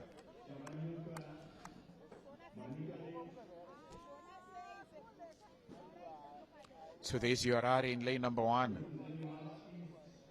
Your Manicaland and Mashonaland East, that's lane number 3. Mashonaland West raising a hand in lane number 4. Masvingo there in red and white.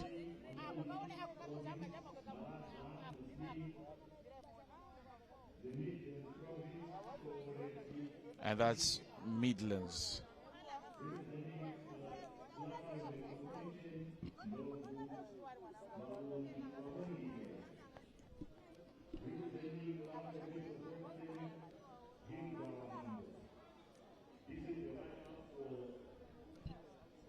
Yep, second group, the women's 100 meters. She's looking like she's got a lot of ginger. Warming up and a bit of intimidation going on at the starting line. Your body language can send shivers down your opponent's spine. The athlete from Harare using every bit of advantage she can get. And we're all set for the second heat. A full house.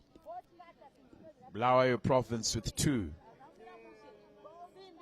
Mashonaland East also close between the Midlands athletes. So she's been flanked by 2 Midlands Province. Yo Masvingo between Mashonaland East as well and Mashonaland West. Only 1 representative from Manicaland and Harare. So how will these ladies fare in the second heat and the second division? It's going to be a contest for sure. And there they go, the gun has gone off.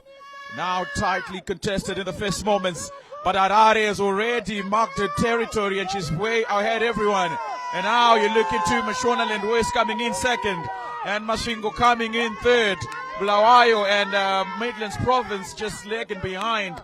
And the first position has gone on to Harare. And Mashonaland West taking out that second position together with the Masvingo province as well. And we were talking about these short distances and the Special Olympics and how Harare just likes to show up and show off. And they've done exactly that. Yeah. Out of many, a few have been selected. Spot on. Take a bow, Isabel Maduro from Harare. What an incredible finish to that race. She was lightning quick. I want to just take a look at how that race panned out as the athletes catch their breath and embrace the accolades. Harare province. Brilliant tactical execution from the blocks.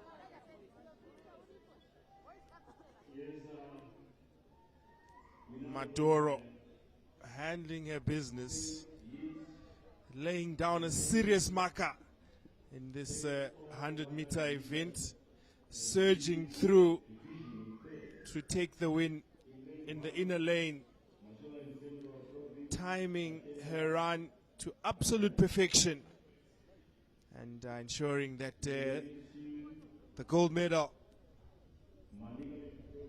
belongs to her. And great competition all around. It was a packed field, just demonstrating what provincial pride is all about here at Peterhouse Boys. We're witnessing a lot of unyielding determination, flawless teamwork between runner and guide, and leaving out that theme, breaking the silence through sports. And I'm sure that the victory ceremonies later today are going to be extra special for these athletes as we carry on in the 100-meter sprints. So 6 athletes here for the Special Olympics. The 100 meters. You have Tatenda Kanjanja from Mashonaland Central. Bless Mutsaura, Manicaland in lane number 2. Craig Tashinga from Mashonaland East in lane number 3. Edmond Mutana from Mashonaland West in lane number 4. And then Victor Zeravashi from Masvingo in lane number 5. And the last lane is Peter Gore from Midlands, was in lane number 6. And these are the 6 athletes.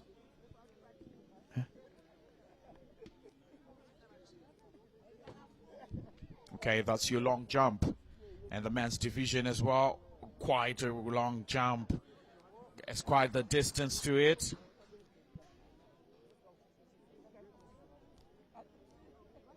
That was good from Mashonaland West. Yeah, lots of activity on day 2. Sport for choice. Yeah, sport for choice. Take a pick. Long jump. Sprinting, 800 meters, short put. And the long jump is next in line. The men's section. That's a solid jump that. Looks like there's a lot of tape measure there. Just want to have another look and see how that jump went about. It's such a technical sport, this. It's all about the run-up as well as the timing of that jump. Ensuring that you spring yourself forward as far as you can into the sand. And I must say that we've been treated to some quality facilities here at Peterhouse Boys. The lawn is looking immaculate and green. The sand nice and soft for these athletes. And the white flag is up. Next jump from the boy from the Midlands. Whoa, that is a big jump. That was magnificent, springing off the board. It's a white flag as well, and it's going to be measured. You can actually tell we are at the business end of the long jump. You now start to see the brilliance in the spring, the way they just float in the air. And remember what we were talking about yesterday, that it's not just about the flight, it's also about the distance. So it's a combination of a lot of factors. The jump, the spring, the leap, the height in the air as well as the distance covered. Almost looked like he was about to clear the sand here. Yeah, it's all about rhythm. It's all about awareness and that explosive takeoff in this long jump event. You really have to visualize the approach before you build up speed down the runway. Every single jump is a test of absolute precision. There we go. Another well done. clean jump That's a as solid well. jump. You can tell that the athlete from Mashonaland East does have special needs, but they're still out there participating, which is brilliant to see. Of course, that was a good leap. That was a good jump. Good distance on it as well. There's another look. A slight limp, but still soldiering on. Big jump. Done nicely. That'll give him some much needed confidence. As, So now that's the 100 meters in the Special Olympics. Now you have your Midlands coming in together with your Mas Central. It's closely contested. Maybe Midlands might be going for first. And then you have your Masingo Province. And Midlands might as well go for gold. Mashonaland Central in second and Masingo in third. And that's how you finish a race in first, second and third position. Marsh East coming in the last position. But those three athletes in front, they were going for it and they were gunning for it. And up until the last moments of the race, they could be closely separated, but we actually had a winner, and it came from the Midlands province. Coming in secondly, close to him, was your Mash Central, and in third, of course, it was Mashingo. But what a good race we had just seen.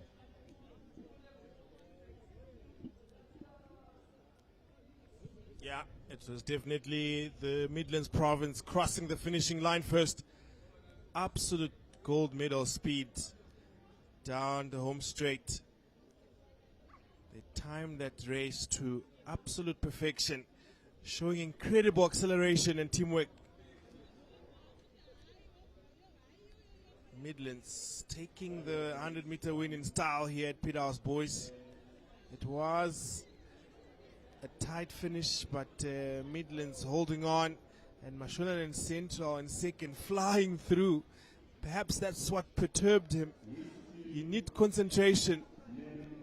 He started getting that wing celebration going, but there's that photo finish. Oh, close one in the end, but yeah, Midlands just nicking it.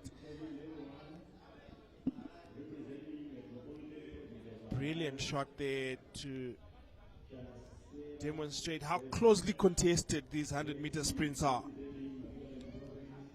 So now, the second division, or the second heat, at the Special Olympic, the men 100 meters. Bevan Chasere Harare in lane number 1. Bright Mafunga Manicaland in lane number 2. Leslie Fiora, Mashonaland East in lane number 3. And from Mashonaland West as well, we have Ronald Manyama. And then Ashley Musa from the Midlands in lane number 5. Tadeo Mdlala Mashingo in lane number 6. And Fidelity Charura. Who can forget Fidelity Charura has come back for the 100 meters. So 2 athletes from Harare. And this one is promising to be exciting as well. Yeah, we also saw Fidelity Charura in the 800 meters event. Yeah, He was so he's quite the all-rounder. He was quite the speedster. What can he do now in the 100-meter effort? I'll just take another look at the women's. I beg your pardon. That's the previous 100-meter event. In the men's section, it was Midlands who went through for victory, but it was a lot closer than that. There's the photo finish. Needed to really slow it down to see who won. So the judges really need to have a very good eye in these 100-meter sprints, because there's not a lot in it as the athletes cross that finishing line.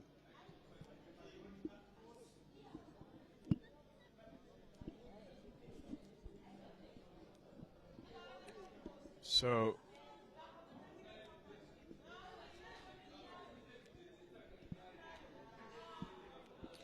we are back again on the long jump. Mashonaland is trying to clear again, and this time it's a more decent jump, better than the first one.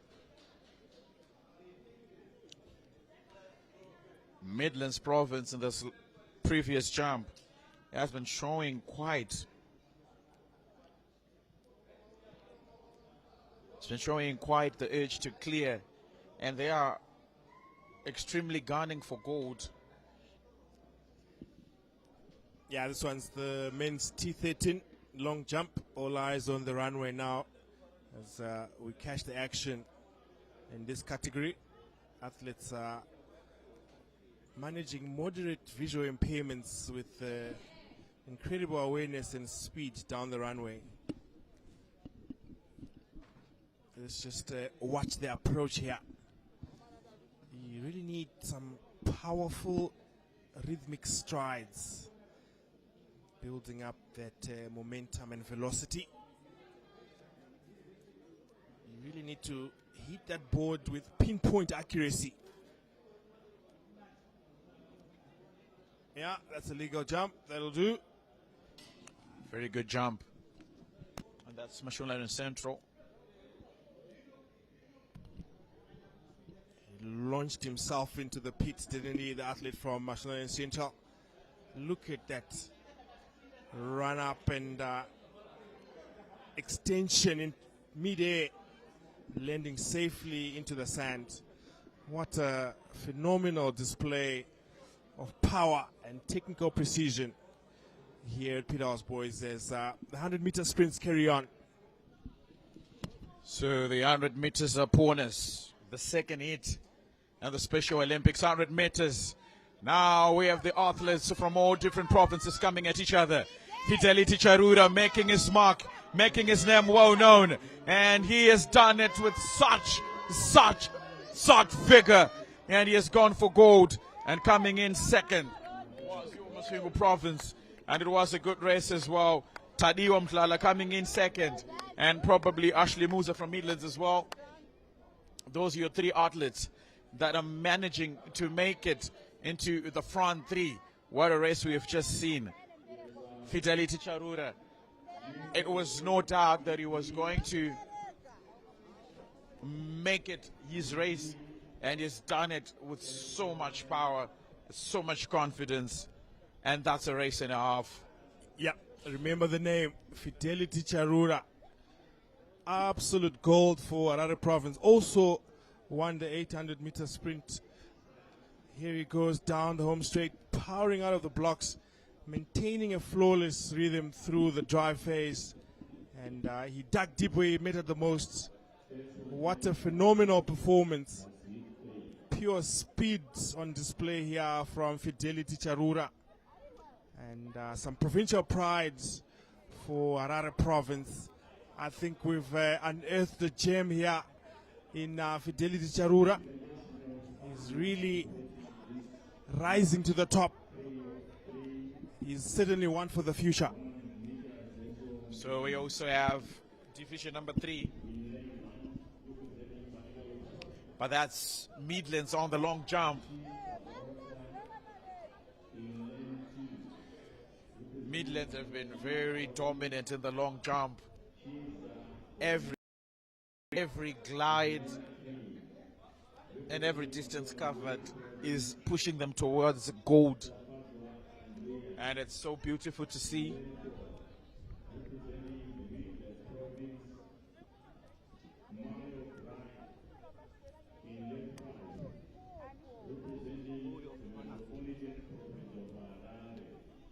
Here's another look at that jump from the athlete from Midlands. Some good speed in the runway and a nice leap into the sand. Solid effort that. The quality has been better certainly in the long jump event this morning. Not a lot of red flags this morning in the long jump. Just showing that the quality does improve as the tournament progresses, as the country's flag is flying high in Mashonaland East. It's a nice breeze, which I'm sure the athletes will enjoy. And it's a decent crowd as well. Amazing facilities here at Peter House Boys, and these athletes have been enjoying it.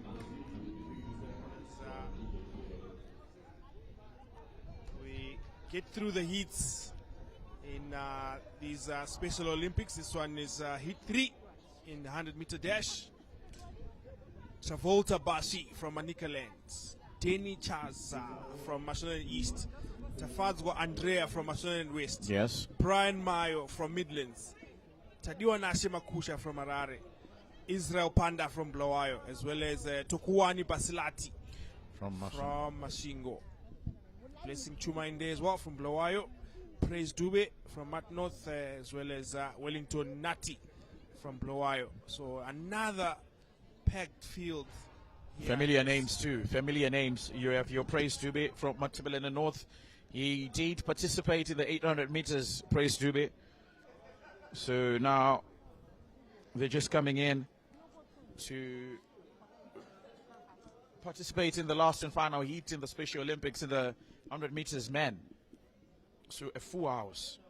Manicaland, Mashis, Mash West, Midlands, Harare, Blawayo, Mashingo, Blawayo, Mat North and Blawayo. So 3 representatives from Blawayo. And maybe we might be getting something from Blawayo this time around in terms of the 3-man representation.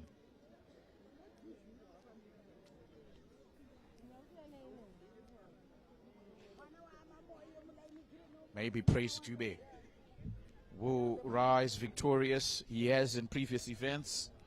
One of the names to look out for. And that's heat number 3.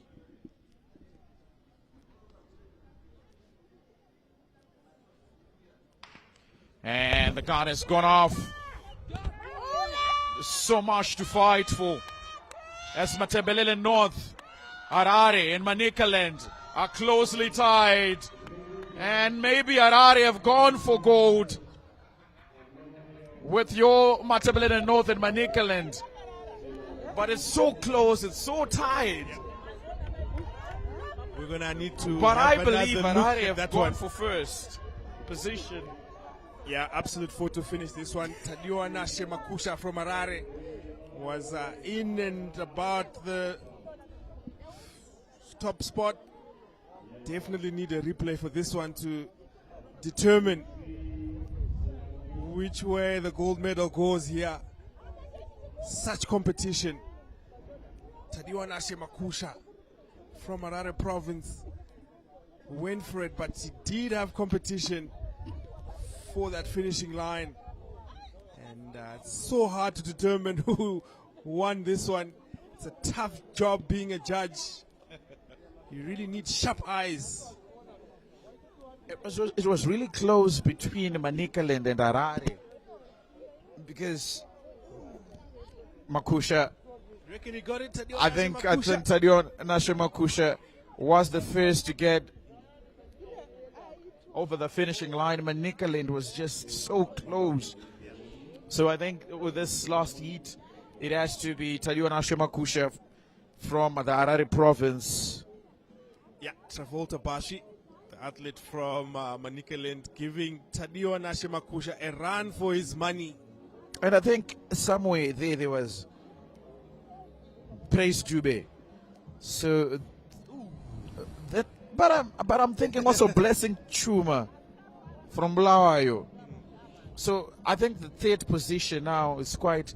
I think they've given it to Praise Dube, Matebelele North. So I think he'll get 3rd position as they will be gunning for the final. There it is. There's evidence. There's Praise Dube. Praise Dube going for 3rd.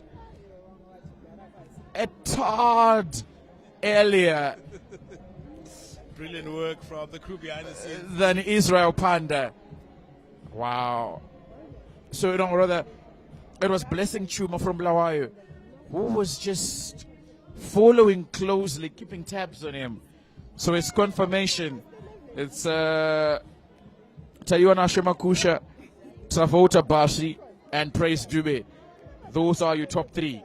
Yeah, tightly contested affair. That one needed several looks and different angles to really work out who won it. But we got there in the end. We got there in the end, and Taiwana Shemakusha claiming gold for Harare province as the 100-meter sprints carry on. There's the next in line. This one will be the T11 event, meaning that the guide will be involved. And Mashonaland West dominating that field. They've got 1, 2, 3 contestants on the starting line.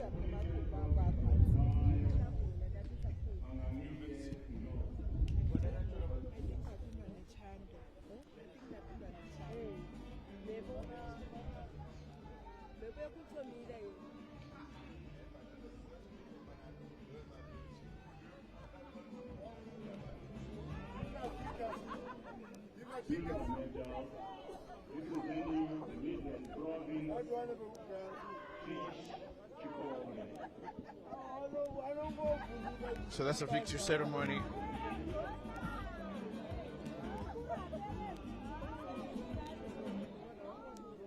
Ladies and gentlemen, the gold medalist representing Mashonaland East Province, Marilyn Marazika.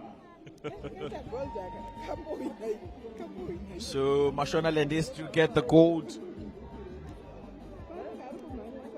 The podium is finished.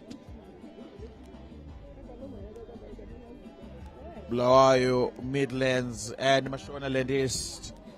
Those are your 3 finalists and your 3 medalists. And the one in the middle will get the most coveted gold medal. Yeah, these are the moments that the athletes train for, where all those early mornings, all the sweat and the grit is rewarded with some silverware. There's the opportunity to step on the podium and represent the absolute peak of competition in these games. Take a well-deserved spot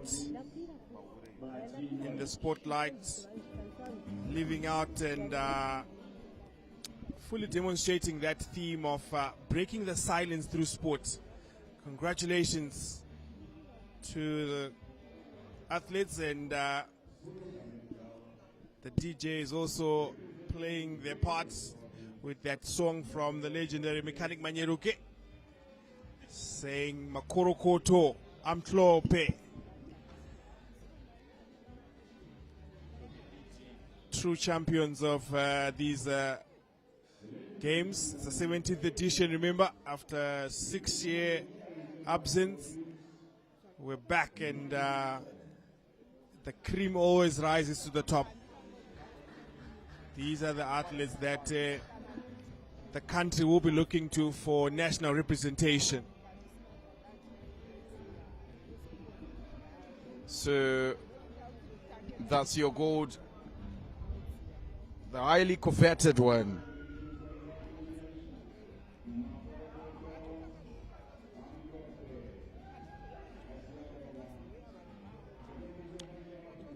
That was the 800 meters. Midlands were for a point in first position, but Mash Central thought of the podium, thought of gold, and threw everything into the tank.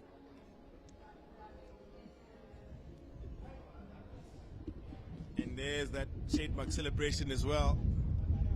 He really was feeling himself, enjoying the moment.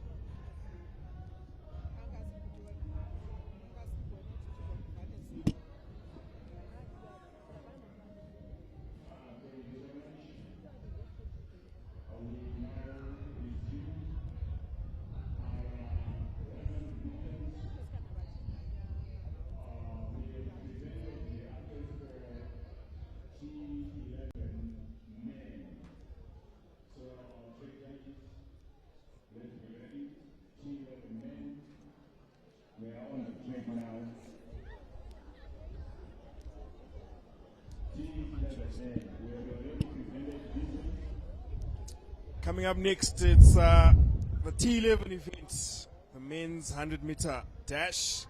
So this is the one where the athletes have a guide. The T11, it's total visual impairment, and the athletes do need a guide to get them across the line. 3 athletes coming from Mashonaland West. So who's gonna take first place here?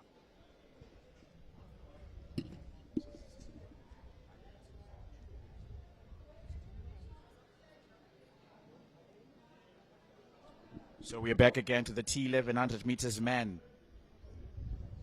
So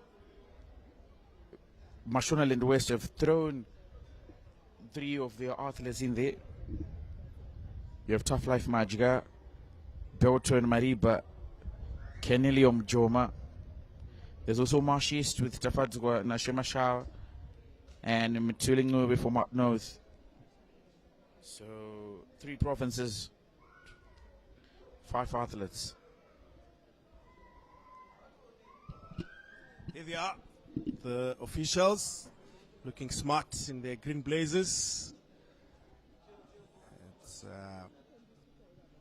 all in readiness for this T11 men's 100-meter race.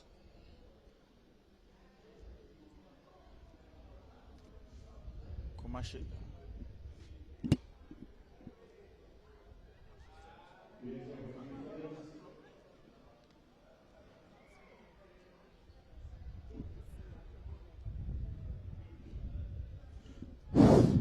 So it seems as if Mashonaland East did not make it through to this one. So it's only going to be 2 provinces. Mashonaland West with 3 of their athletes against the lone racers of Matabeleland North, represented by Metuli Ngube. And then there's the 100 meters T11 man. And then there's Mashonaland West. Mashonaland West still in front. It's a very, very good affair. Matabeleland North coming in second. Closely contested and falling on the finishing line.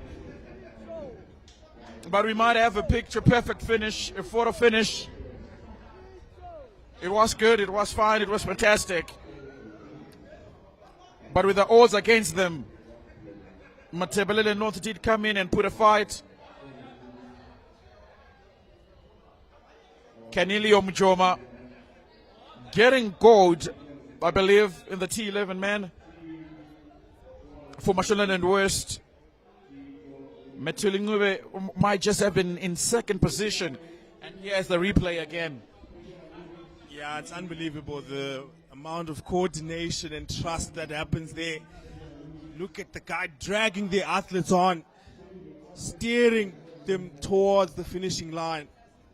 Some brilliant teamwork there. And it's Mashonaland West. And oops, there's a bit of a tumble at the end there. But it just goes to show that the athletes are leaving everything out there on the track today.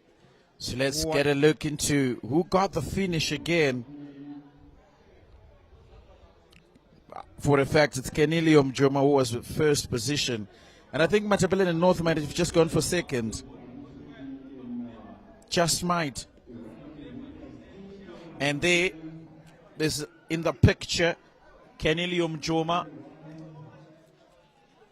Mashonaland, Matabeleland North just came in second. That was very close.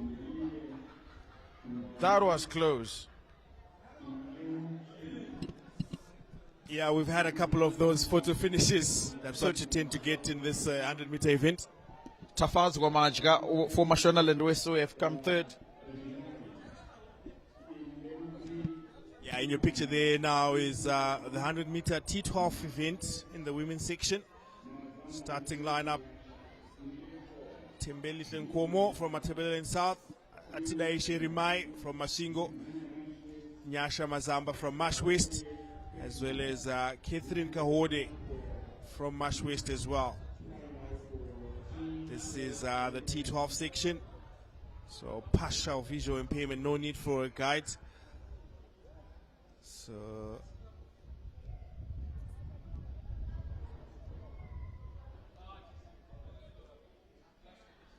looks can be deceiving tonight. It's pretty hard to determine who will be the victor in this race. But if you're a betting man, the odds surely should be on Mashona and West, because the probability of them two finishing in the 3 positions required. So in lane number 1 is Tembeki. I think that's Tembeki Lenkomo from Matabeleland South, Atidai Sherimai Mashingo, Nyasha Mazamba Mashwest, and Catherine Kawode Mashwest. So that's the T12.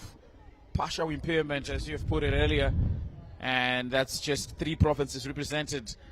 In lane number 1 is your Matabeleland South, lane number 2 your Mashingo, and 3 and 4 is your Marsh West.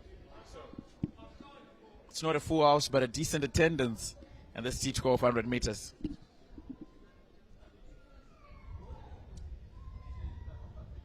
Yeah, the athletes just taking a bit of a rest after a tough morning of competition. As we just take a look at what transpired in the previous T11 event in the men's section. Just have a look at the amount of teamwork that is required with the guide and the athlete. Remember, the athlete doesn't have eyesight, so the guide is the one who's dragging the athlete along, and a bit of a tumble in the end there. But it was a photo finish, but Mashona and West coming through victorious. Absolute amazing competition here from these kids, running under the theme of breaking the silence through sports. This is what it's about. So this T12 ladies 400 meters are not only going to break the silence, I hope they will be breaking records as well. Their personal records, their personal best, even some district best, even going on to national best. So 3 provinces, your Matabeleland South, your Mashingo, and 2 Mashonaland West. That is 3rd and 4th. So just waiting for kind of confirmation from the finishers or the athletics technical directors. Red flag still raised, which means we have not been given the green light to go.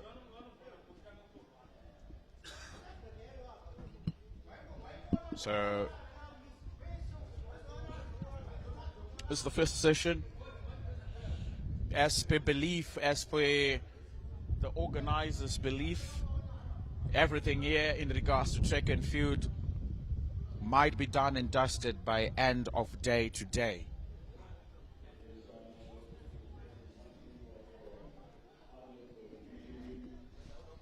Have a look at that. How immaculate are these facilities. Nice and green, nice and lush. We're out here in Mashonaland East at Peterhouse Boys. Top class facilities for these Paralympic athletes. We've really been treated to a well manicured track and field facility here. Just sets the tone for brilliance, doesn't it?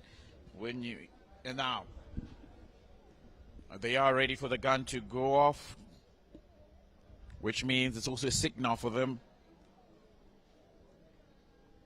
to give it their all. And this T12 women. Tembeki Lenkomo from out south. Atidai Sherimai from Mashingo. Nyasha Mazamba. And now they are going at it. Looks like Matabeleland South has cleared. But you look into Catherine Kawode as well, coming in second. Tembeki Lenkomo coming in first. It has already been decided, and Matabeleland South have gone for gold. And it is Catherine Kawode, Mashonaland West going for second. Nyasha Mazamba, Marsh West going for third. Atidai Sherimai, there's no podium finish, but she managed to finish in a very good time. So that's your first, second, and third. Matabeleland South, Tebenkile Nkomo. Never looked any doubt that she was going to concede. And that was a good race. Good contest between these four women. Yep. Tebenkile Nkomo. Just a solid race from start to finish. Look at her in the inner lane, in the blue. She really went for it. And Rose Toll for Matabeleland South. They have been staking up the medals, and this one is the latest one from Mat South. There's confirmation of how commanding that run was for Tebenkile Nkomo. So congratulations again for these ladies. They're out here, they're participating, they're performing, they're providing some real entertainment value, and for some of them they're just catching a breath, trying to recover from a very demanding schedule. That's Mat South for you. They really have a lot of talented athletes.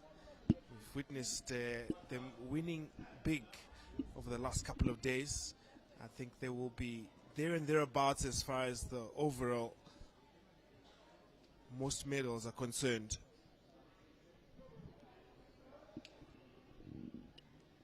So that's the T11.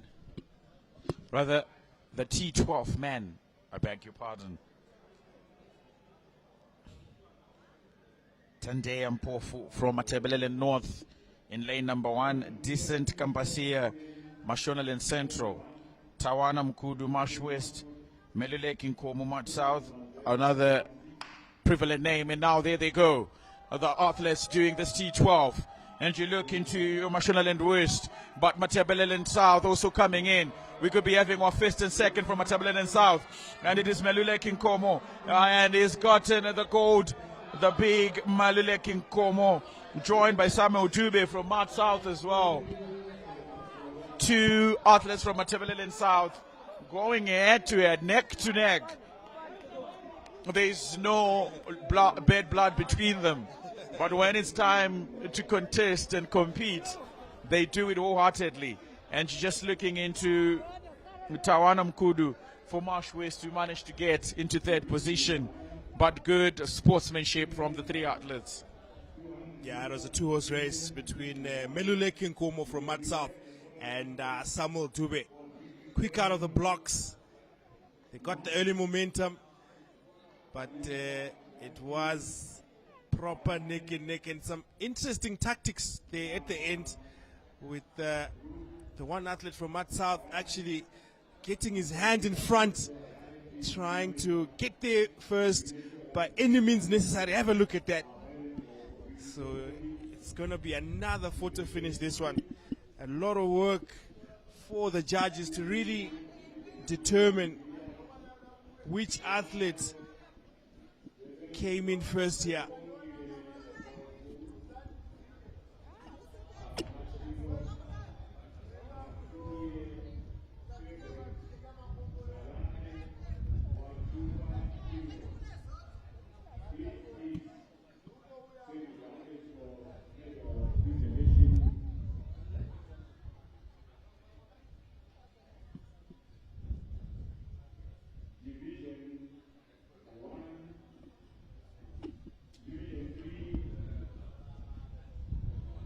So that's your Matabeleland South.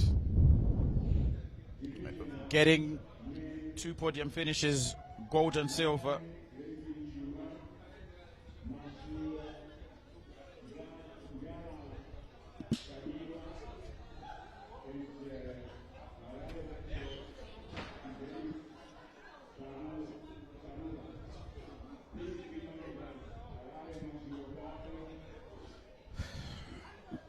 Matabeleland South in your picture, and your royal blue. A couple of selfies out there. Why not? These are the moments. Who don't want to get a selfie with a champion? Yeah, of course. A moment in the limelight. Breaking the silence through sports. That's why we're here. Special mention to the Sports and Recreation Commission as well as the Ministry of Arts, Sports and Culture, because this is why we're here. The competition. There we go. Still trying to determine who finished first in this one. This angle will tell us perhaps.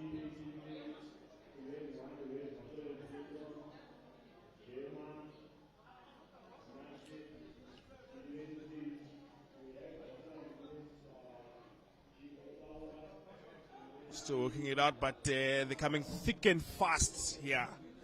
These 100-meter sprints. If you snooze, you lose. If you snooze, you lose.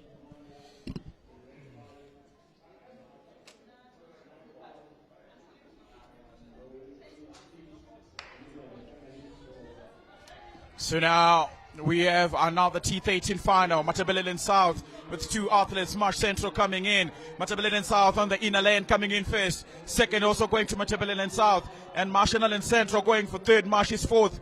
And Joe Marsh is getting the fourth, rather the fifth. Two good runners. Back-to-back podium finishes. Gold and silver for Matabeleland South. They have done their homework and they've done it extremely well. Gold and silver go to them. Mashonaland and Central, we have to settle for bronze. Yes, Matabeleland South have they've been very dominant in the 100-meter sprints. I think there's definitely something in the water they drink in Matabeleland South, because they're producing some very fast 100-meter athletes here. And that royal blue has crossed the finishing line first on a couple of occasions.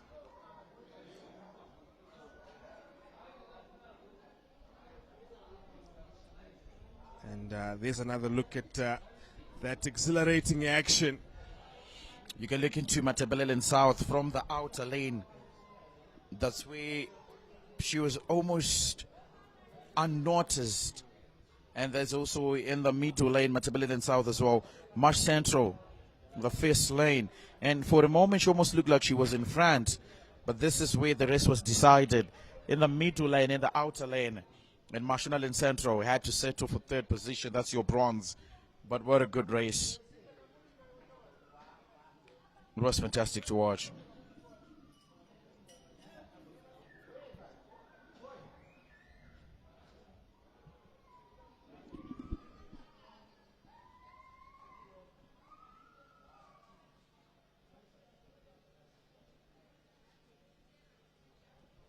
Some more 100-meter action.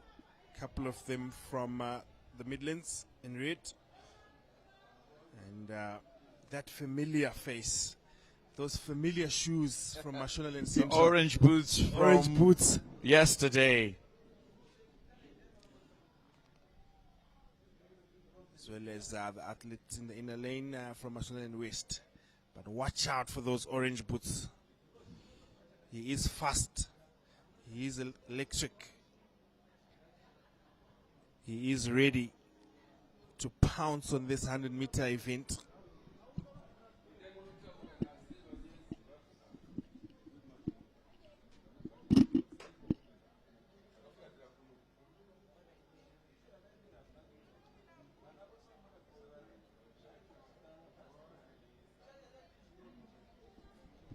So,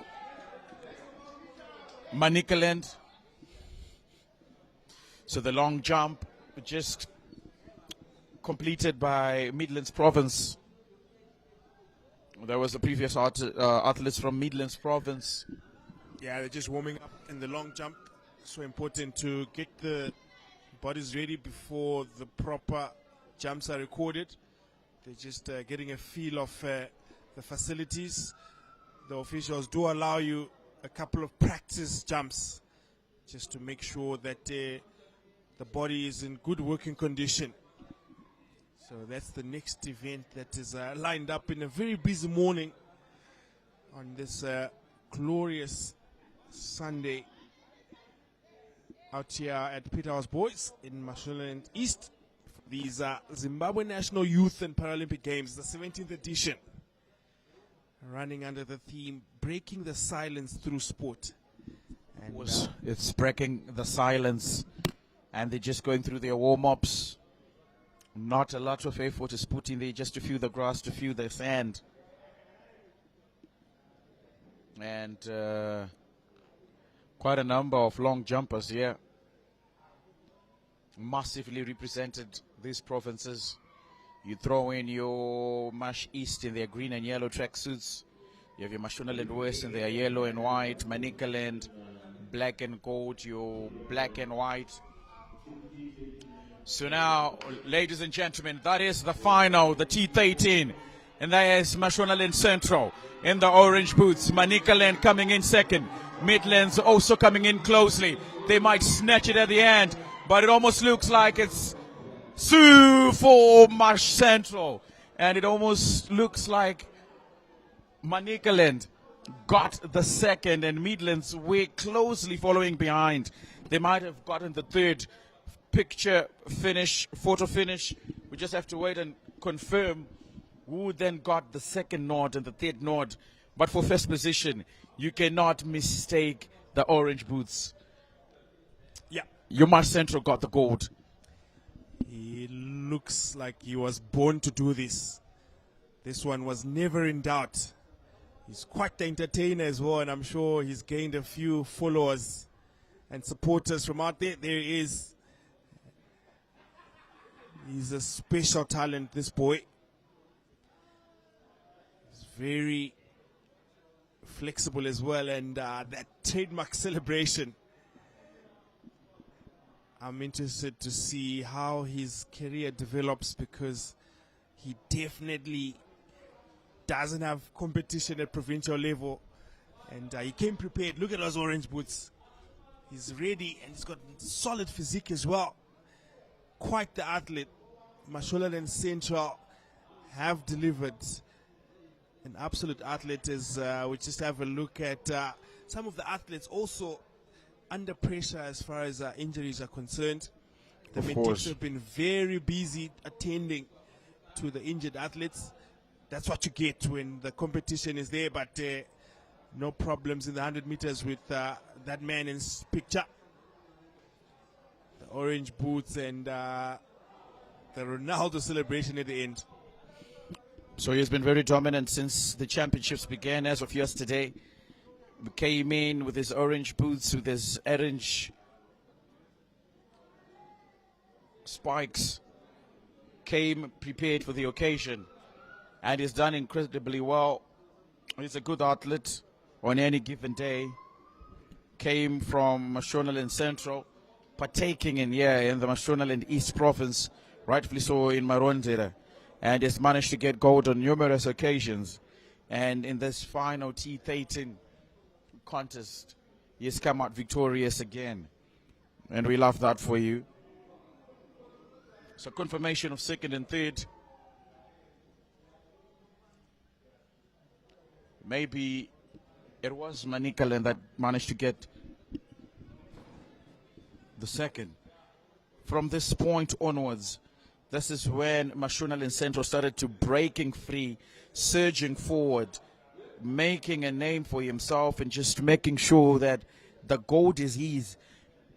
The exciting part is between Manicaland here in the inner lane and Midlands Province that just stuck his head across the finishing line as he was trying to beat his opponent.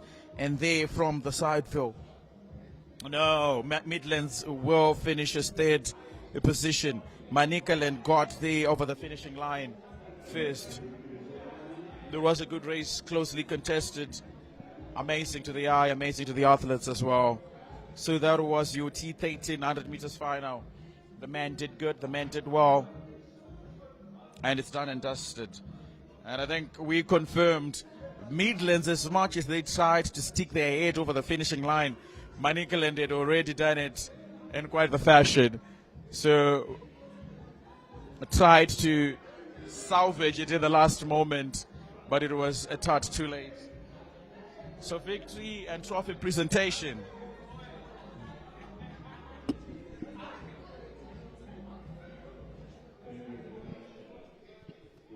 Some more medals as the next medal ceremony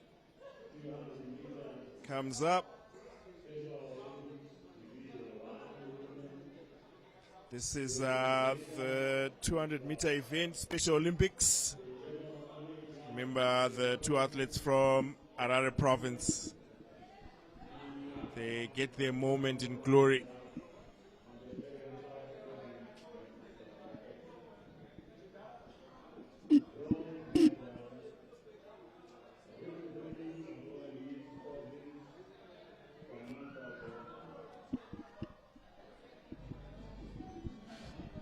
Congratulations to these athletes. They deserve their moment on the podium.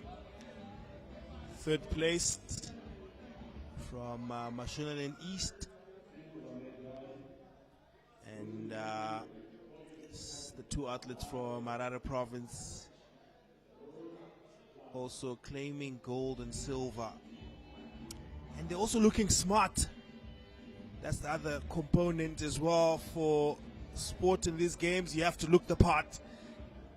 You have to look like a team, and the managers behind the scenes have also made sure that the athletes are well dressed. And Harare province in white claiming the gold medal. That's the one she wanted. She now has it around her neck. Nice photo opportunity to remember the moments as the athletes are breaking silence through sport here at Peterhouse Boys. And coming next, it will be the Division 2. Division 2 coming up next to also have their moments in glory for the medal presentation. This one will be the women's section. Been fantastic to see, Tendai, that the girl child is also involved in these Paralympic Games. Of course, remember we talked about the equal distribution of athletes of both genders. As much as we do have the male athletes, which have been something that has been quite prevalent in any sport, we have had an equal balance in representation. But these Paralympics, these Special Olympics, have given us a breath of fresh air in regards to representation, inclusivity. So it's been beautiful to see. It's been beautiful to watch.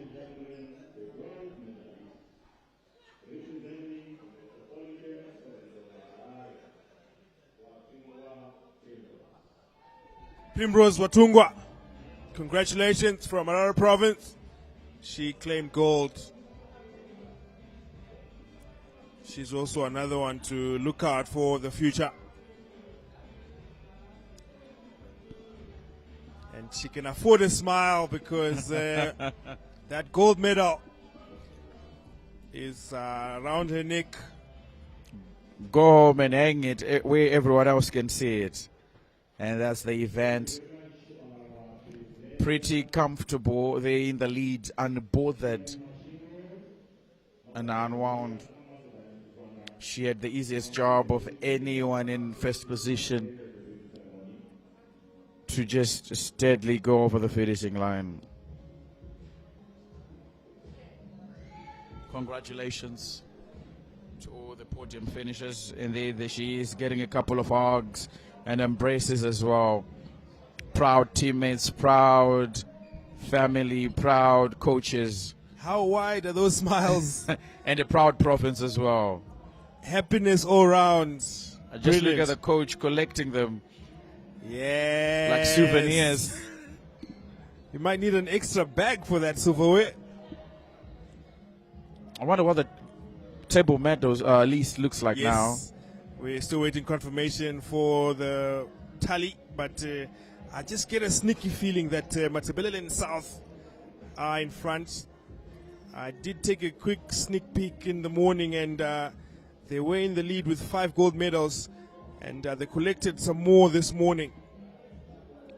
But it will be a tight affair at the top because Mashonaland Central also have delivered, and Harare Province, remember them in the morning, they collected a few medals as well, so it will make for pretty interesting reading at the back end of the innings. And don't forget, there are other sporting codes as well taking. Yeah, of course. Remember, we're talking about Rudaka Stadium where you have a football. We did have goalball yesterday. We did have some netball as well at Waisawa, Marondera, and other disciplines are simultaneously taking place. And here in your picture, some long jump in the men's division, and that's a red flag. No jump from that. Just talking about what a fantastic 3 days of sport it has been since Friday, where we had classification, Saturday the games began, now it's Sunday. We're still ongoing, so still a lot to look out for. So yes, the long jump from Harare Province. The moment you see the tape measure being pulled out, you know that's a successful jump. If not, you just see the red flag being raised, your equivalent of an offside or a foul in football. It's never a good start when you see the red flag. Red for danger. Red is no good.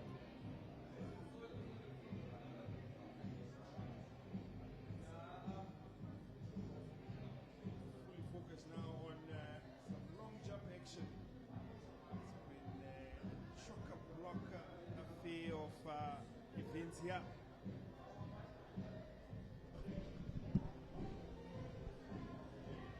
And we take a breather on the track events, and now it's full focus now on the field events, and long jump is the one we're focusing on. Spring and a jump. That's a white flag. That is a legal jump from the athlete from Harare Province.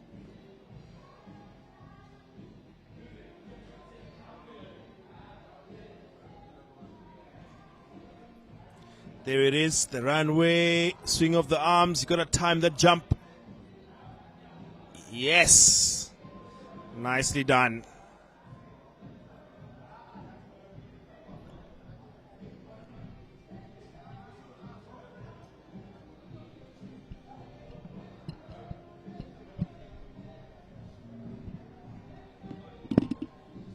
So I think we're getting closer to the end of the first session. That is the morning session, and then there's going to be a moment where athletes will retire for lunch and come back. I think we are at that stage now. We're only left with some long jump. Short put is already done and dusted. Very good throws we saw from yesterday, and today is when they got their medal presentations. It was good to see powerful athletes with strong arms getting recognized for their efforts. And now it's long jump. These are still the preliminary stages of the long jump. So no wonder you still a lot of them still there. So it's going to be difficult to pick a winner from there. So there's going to be elimination as well. When all the meters you have managed to jump are average, and we tend to see who has made it through into the next round of long jump, and that's when you start to see a final coming on.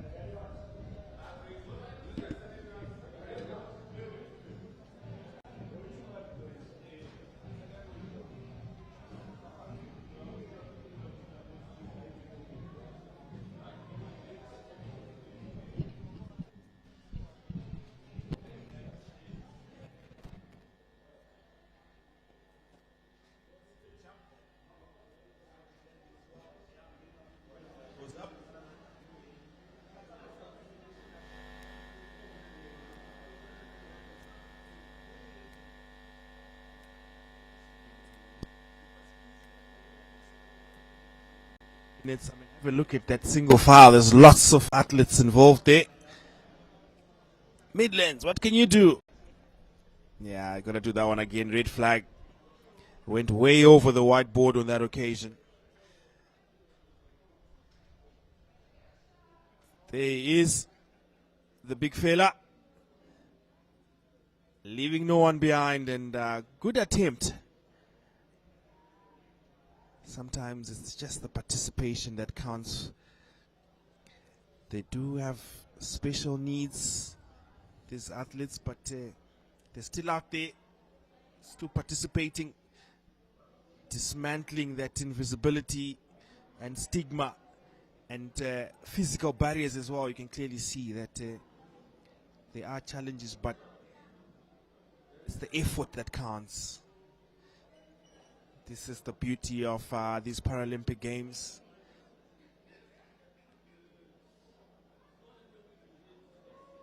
It's just evidence of the human spirit that in spite of these challenges, the kids can still participate and perform. And sometimes that's how you see the leniency coming from the officials. According to the letter of the law, you have to stay behind that whiteboard, but in some instances, the officials are allowing the kids to get over that white line, just like on that occasion, because they do realize that it's also good enough that they're out here participating.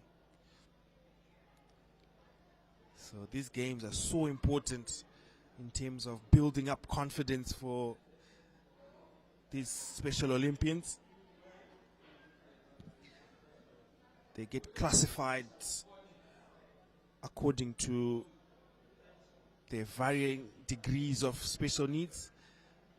Some of the athletes have total visual impairment, some of them have partial, some of it is mild as well. So they do need a lot of patience and care. And they've been treating us to some quality entertainment out here in Mashonaland East.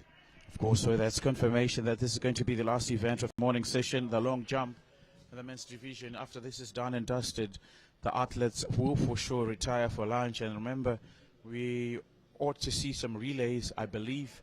And then we had some heats in the Special Olympics. We had 3 heats. So from those 3 heats, they're going to be selected, I think about 3 from each heat, those that managed to get into the top 3. And then that's when we are going to be seeing who makes it into the final. And after the final, of course, the podium finishes. So not so many events left as we're getting to the business end of the championship here in track and field. So the long jumps here is steady and smooth. So still in the opening stages of the championships in regards to a long jump. Good jump. Yeah, some jumps are still not as competitive. Remember when we were in the T13? That's when you were starting to see a lot of them giving it all out. So like we said from here, that's when you start to see some getting early elimination and some will make it through, and from there that's when we'll get those that make it to the podium finish. So as far as elimination is concerned, it's still early days.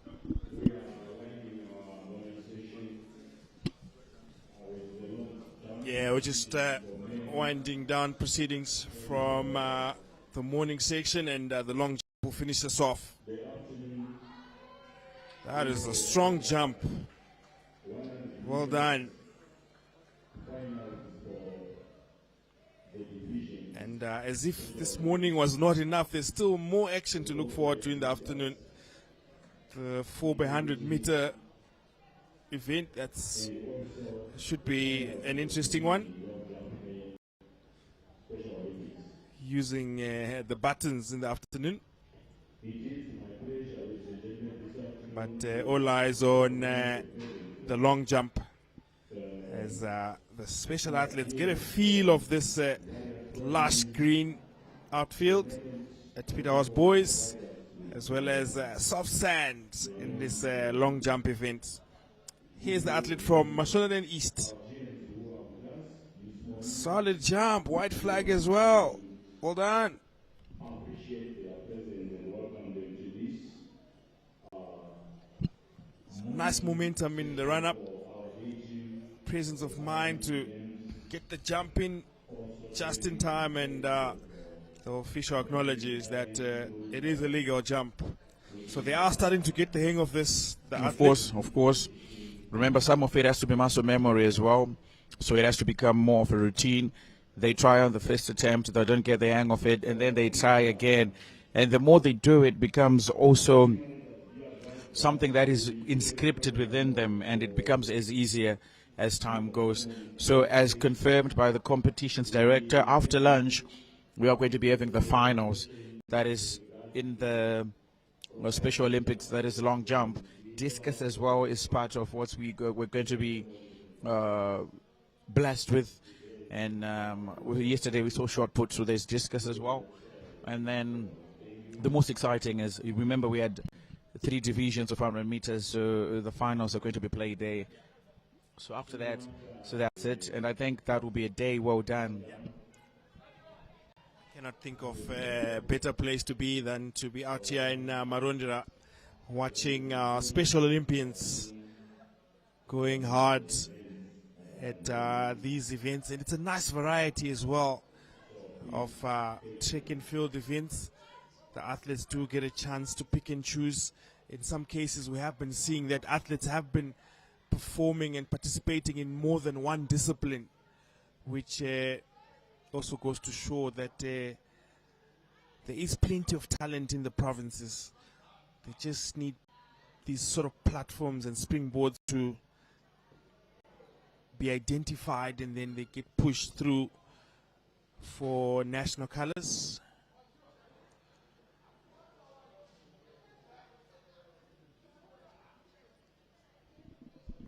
So there a problem with his jump there. Started off way too early. I think this is what the coach is trying to communicate with him. There was a miscommunication within the athletes and the technical directors as well. So that's where maybe the problem came from. So I think you'll be allowed to give it a second try. But after Mashonaland West have gone in a while again. So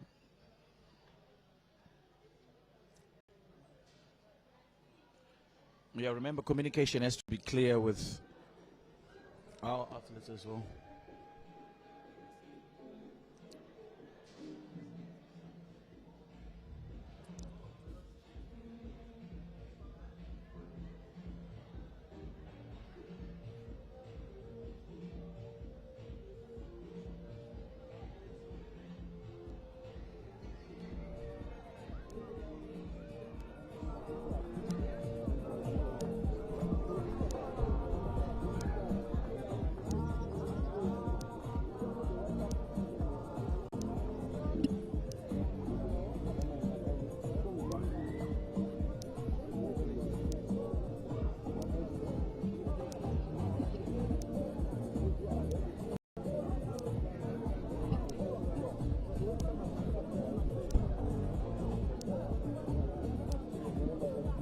That is the replay.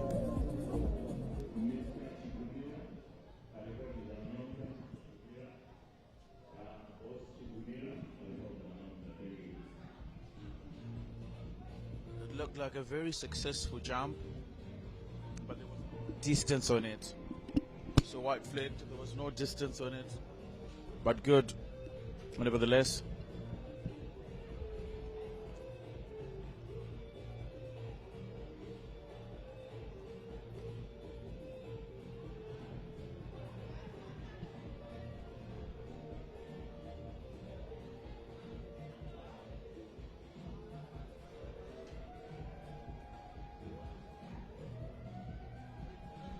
So that's another steady jump. I think it's going to be flagged red here.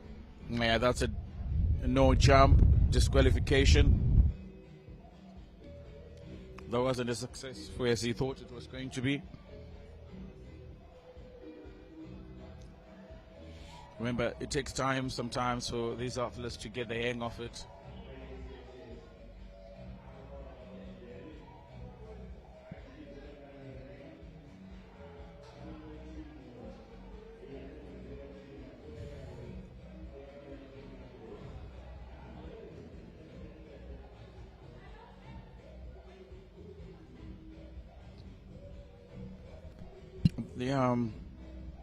There's always a lot of excitement around the trick events, so no wonder you're seeing that tempo has somehow died down.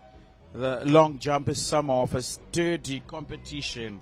Lots of patience required. There's a lot of patience required as compared to the sprinters who always want to get things done and dusted quickly. No time to waste. Everything about them is about speed and finishing quickly. Yeah? So the same can be said for a long jump. You have to anticipate your jump. You have to time your jump. So now that. Now that's Harare. And that's white.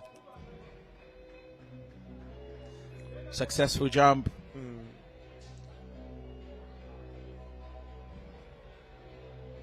So these are the Special Olympics for the long jump. Nicely done that. That deserves a white flag, and rightfully so.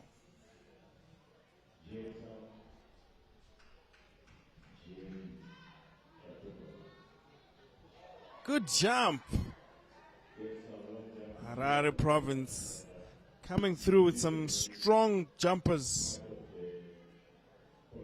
Here's another look at that one. That is a solid jump that got the elevation. Look at him go, and pushes himself forward. I think that one will definitely be in the medals.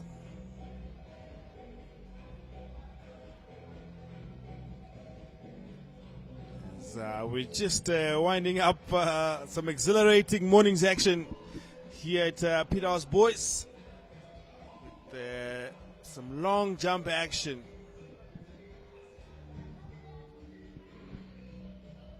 Here's the next athlete from Harare. Solid jump as well. That's a fantastic leap. Such a technical sport. You really have to get all the components right. The run up, the leap, and the landing. It's a full package, and that athlete from Harare province getting it done nicely, ensuring that the tape measure is out.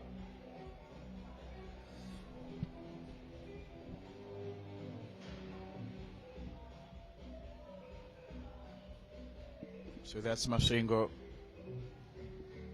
Some of these athletes have been also taking part in the track events.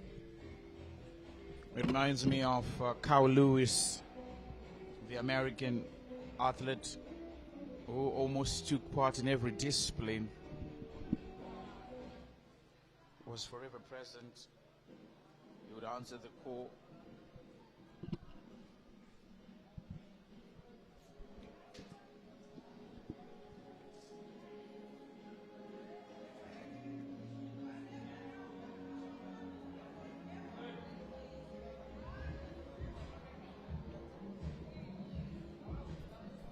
Let's take a moment as well to shine the spotlight on Nyasha Derera, who's one of the judges, who's had a decorated multi-distance careers himself. 24 medals in total, including 17 golds. And Nyasha has gone on to leadership roles. He serves as the chairperson of the Special Olympics Global Athlete Congress and sits on the Special Olympics International Board of Directors. Recognized as a regional legend by the African Union Sports Council Region 5 and carrying the mantle of Sergeant Shiva International Global Messenger. He's a true voice of the voiceless, a transformational speaker, and a powerful embodiment of what it means to break down barriers through sports. He's out here humbling himself and also participating as an official. So it's been brilliant. These games have to try and make this edition of the games work.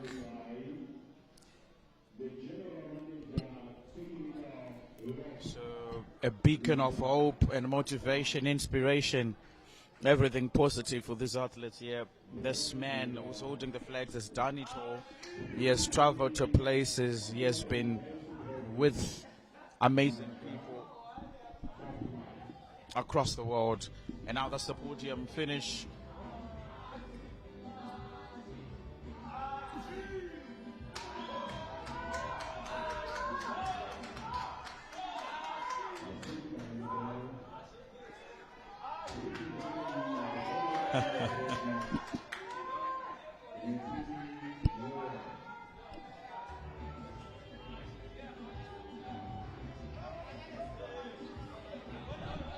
Some more medals, some more activity on the podium. This is the cherry on top. You perform well, you get rewarded. Mashonaland West once again finding themselves on the podium, and Mash West won the golds, and a well-deserved handshake, a moment he will cherish for the rest of his life.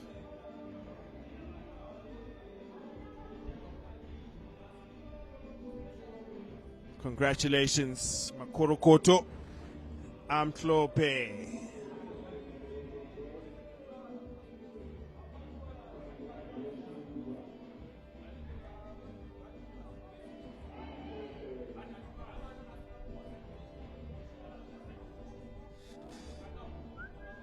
Breaking the silence through sports, that's what it's about.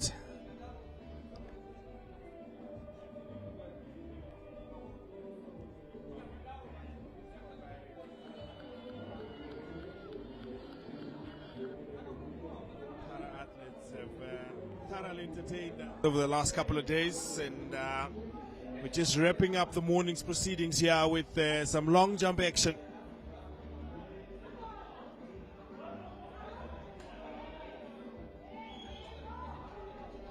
Oops, yeah, that went way over, and red flag went up.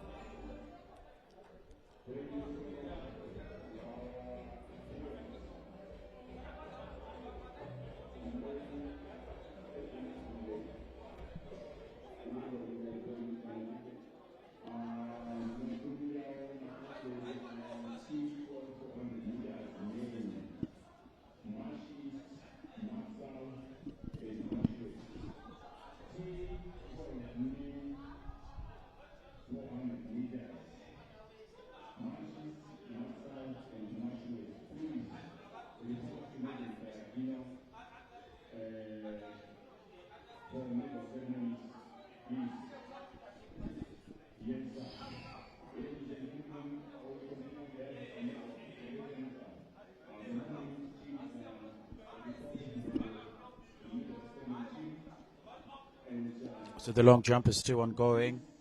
The Special Olympics in the men's division, in the men's segment. So we're just having these athletes throw everything that they do have here on the sand.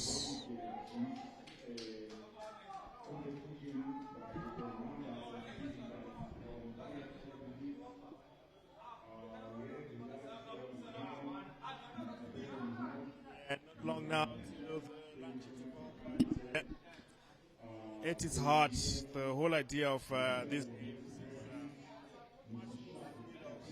podium finishes is all about creating a powerful national stage where athletes with disabilities step up out of the shadows and into the spotlight, bringing the silence through sport.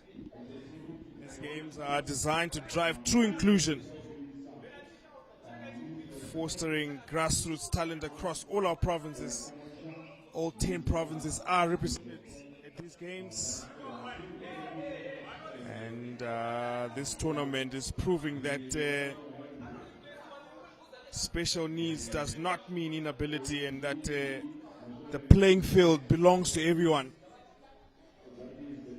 As we take a look at the long jump as well. Solid jump. There we have it. That's what it's about. The participation element.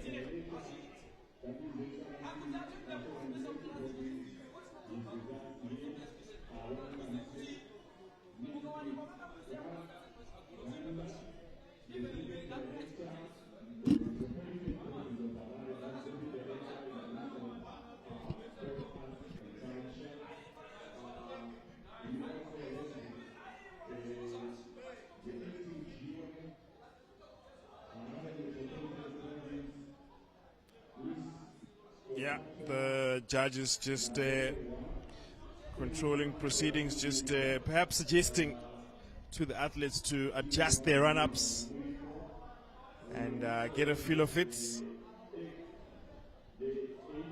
Just making sure that every run-up, every leap, and every grain of sand in that pit represents courage, inclusion, and the pure joy of competition.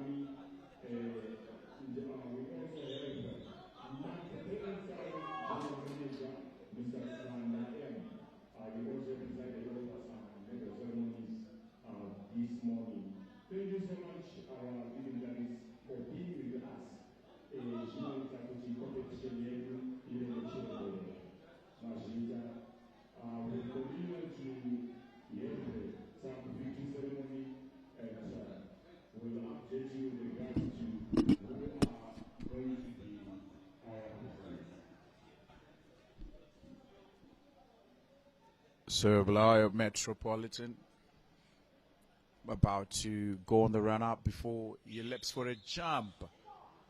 And he gets the white flag, a successful jump.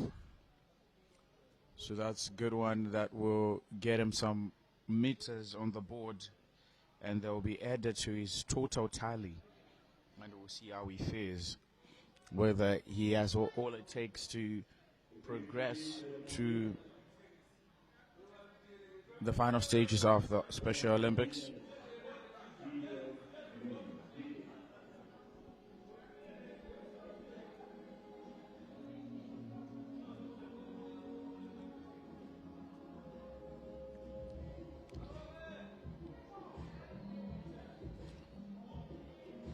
Another white flag as well for the Harare province.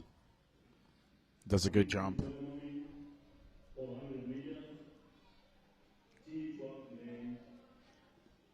So across the field, there's also a medal presentation for the T1200 meters. So congratulations to everyone who's going to be getting a medal, everyone who's going to be on the podium of the T12. So everything is just happening very fast. You blink, you might miss out this long jump. You blink. Ooh, that's a strong jump. That is definitely going to propel him further in terms of his overall points.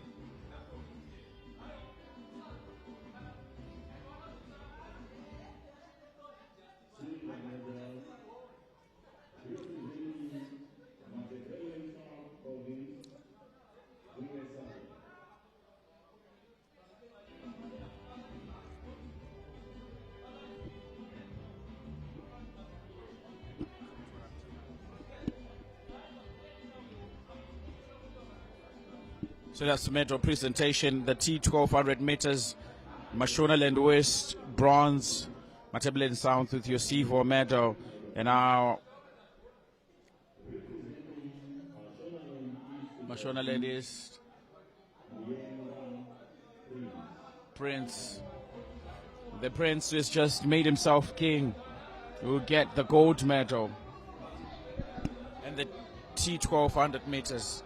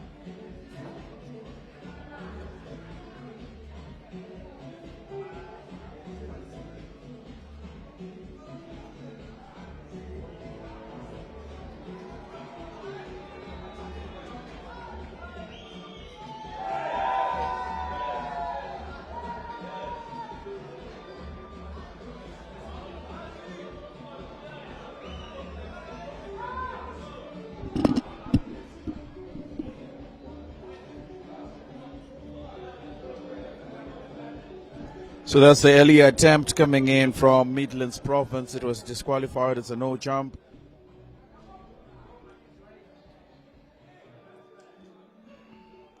So another athlete from Midlands as well will be approaching to clear the sand.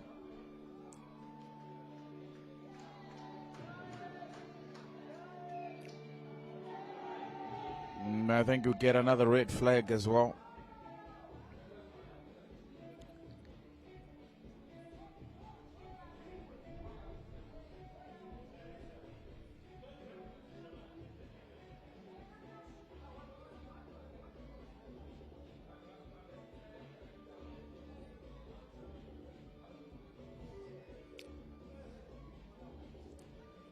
So two collective unsuccessful jumps from the Midlands Province. Now there's your Manicaland. Very, very small lip into the sand. So the white flag means it's a successful jump. But there was no distance on it. Very close to the board. But at this stage of the championship, what's important is just getting the maximum amount of meters you can get per leap and per jump. So Manika Lind again. Now this one is a decent jump. So if you've been paying close attention, you would notice that athletes from the same province will be given a go. They will be aligned one after the other.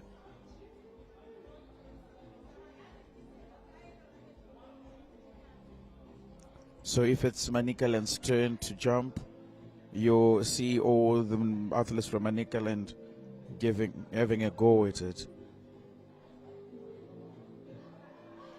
So now that's your Blaue Metropolitan. Very good. Yes, he does get the white flag.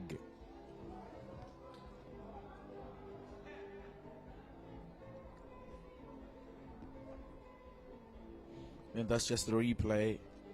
Steady on the leap as he was charging forward to jump.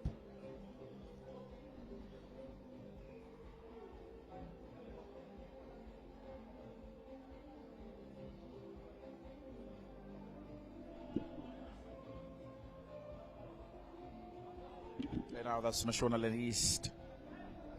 Very sturdy and fails to clear. And that's a disqualification. That's an illegal jump, so that won't count. Hence the red flag.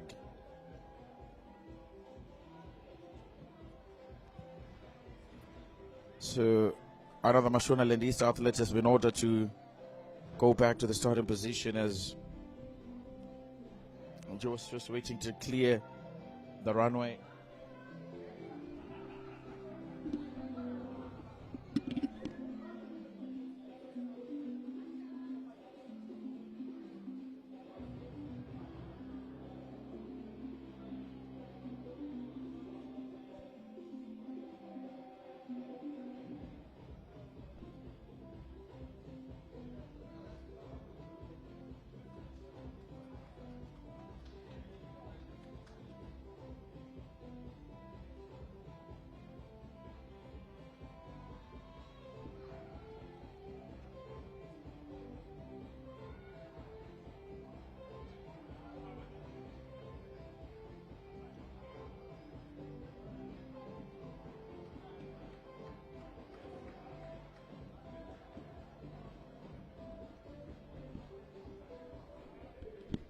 So that last attempt was coming in from Matebelele North. They have the navy blue and the collar with some stripes of white.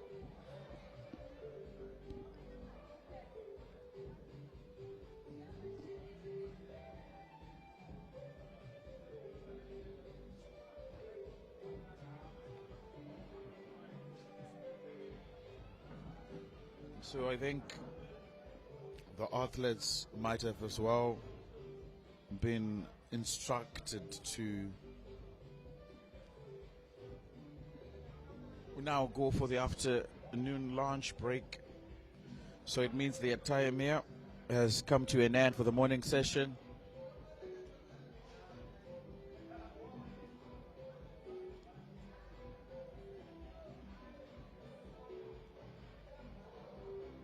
So it's been good, it's been fantastic, it's been a fantastic start to day number 2. Continuing in the same vein, we started off day number 1. So a good morning that we saw the 800 meters, the 400 meters, the 100 meters in all of the classifications, T11, T12, T13. Both women and men. We've been having some long jumps as well, and victory and medal presentations. So you really can't take away anything from how good this day has been so far. But there's still more to come after the lunch break.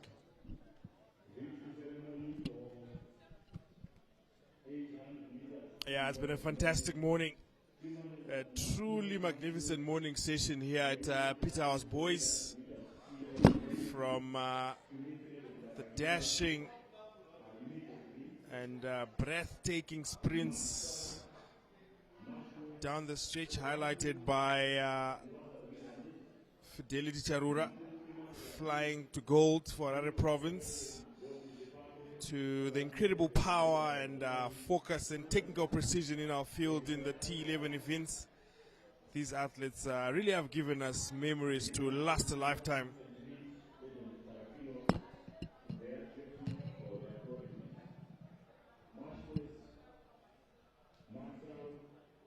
It's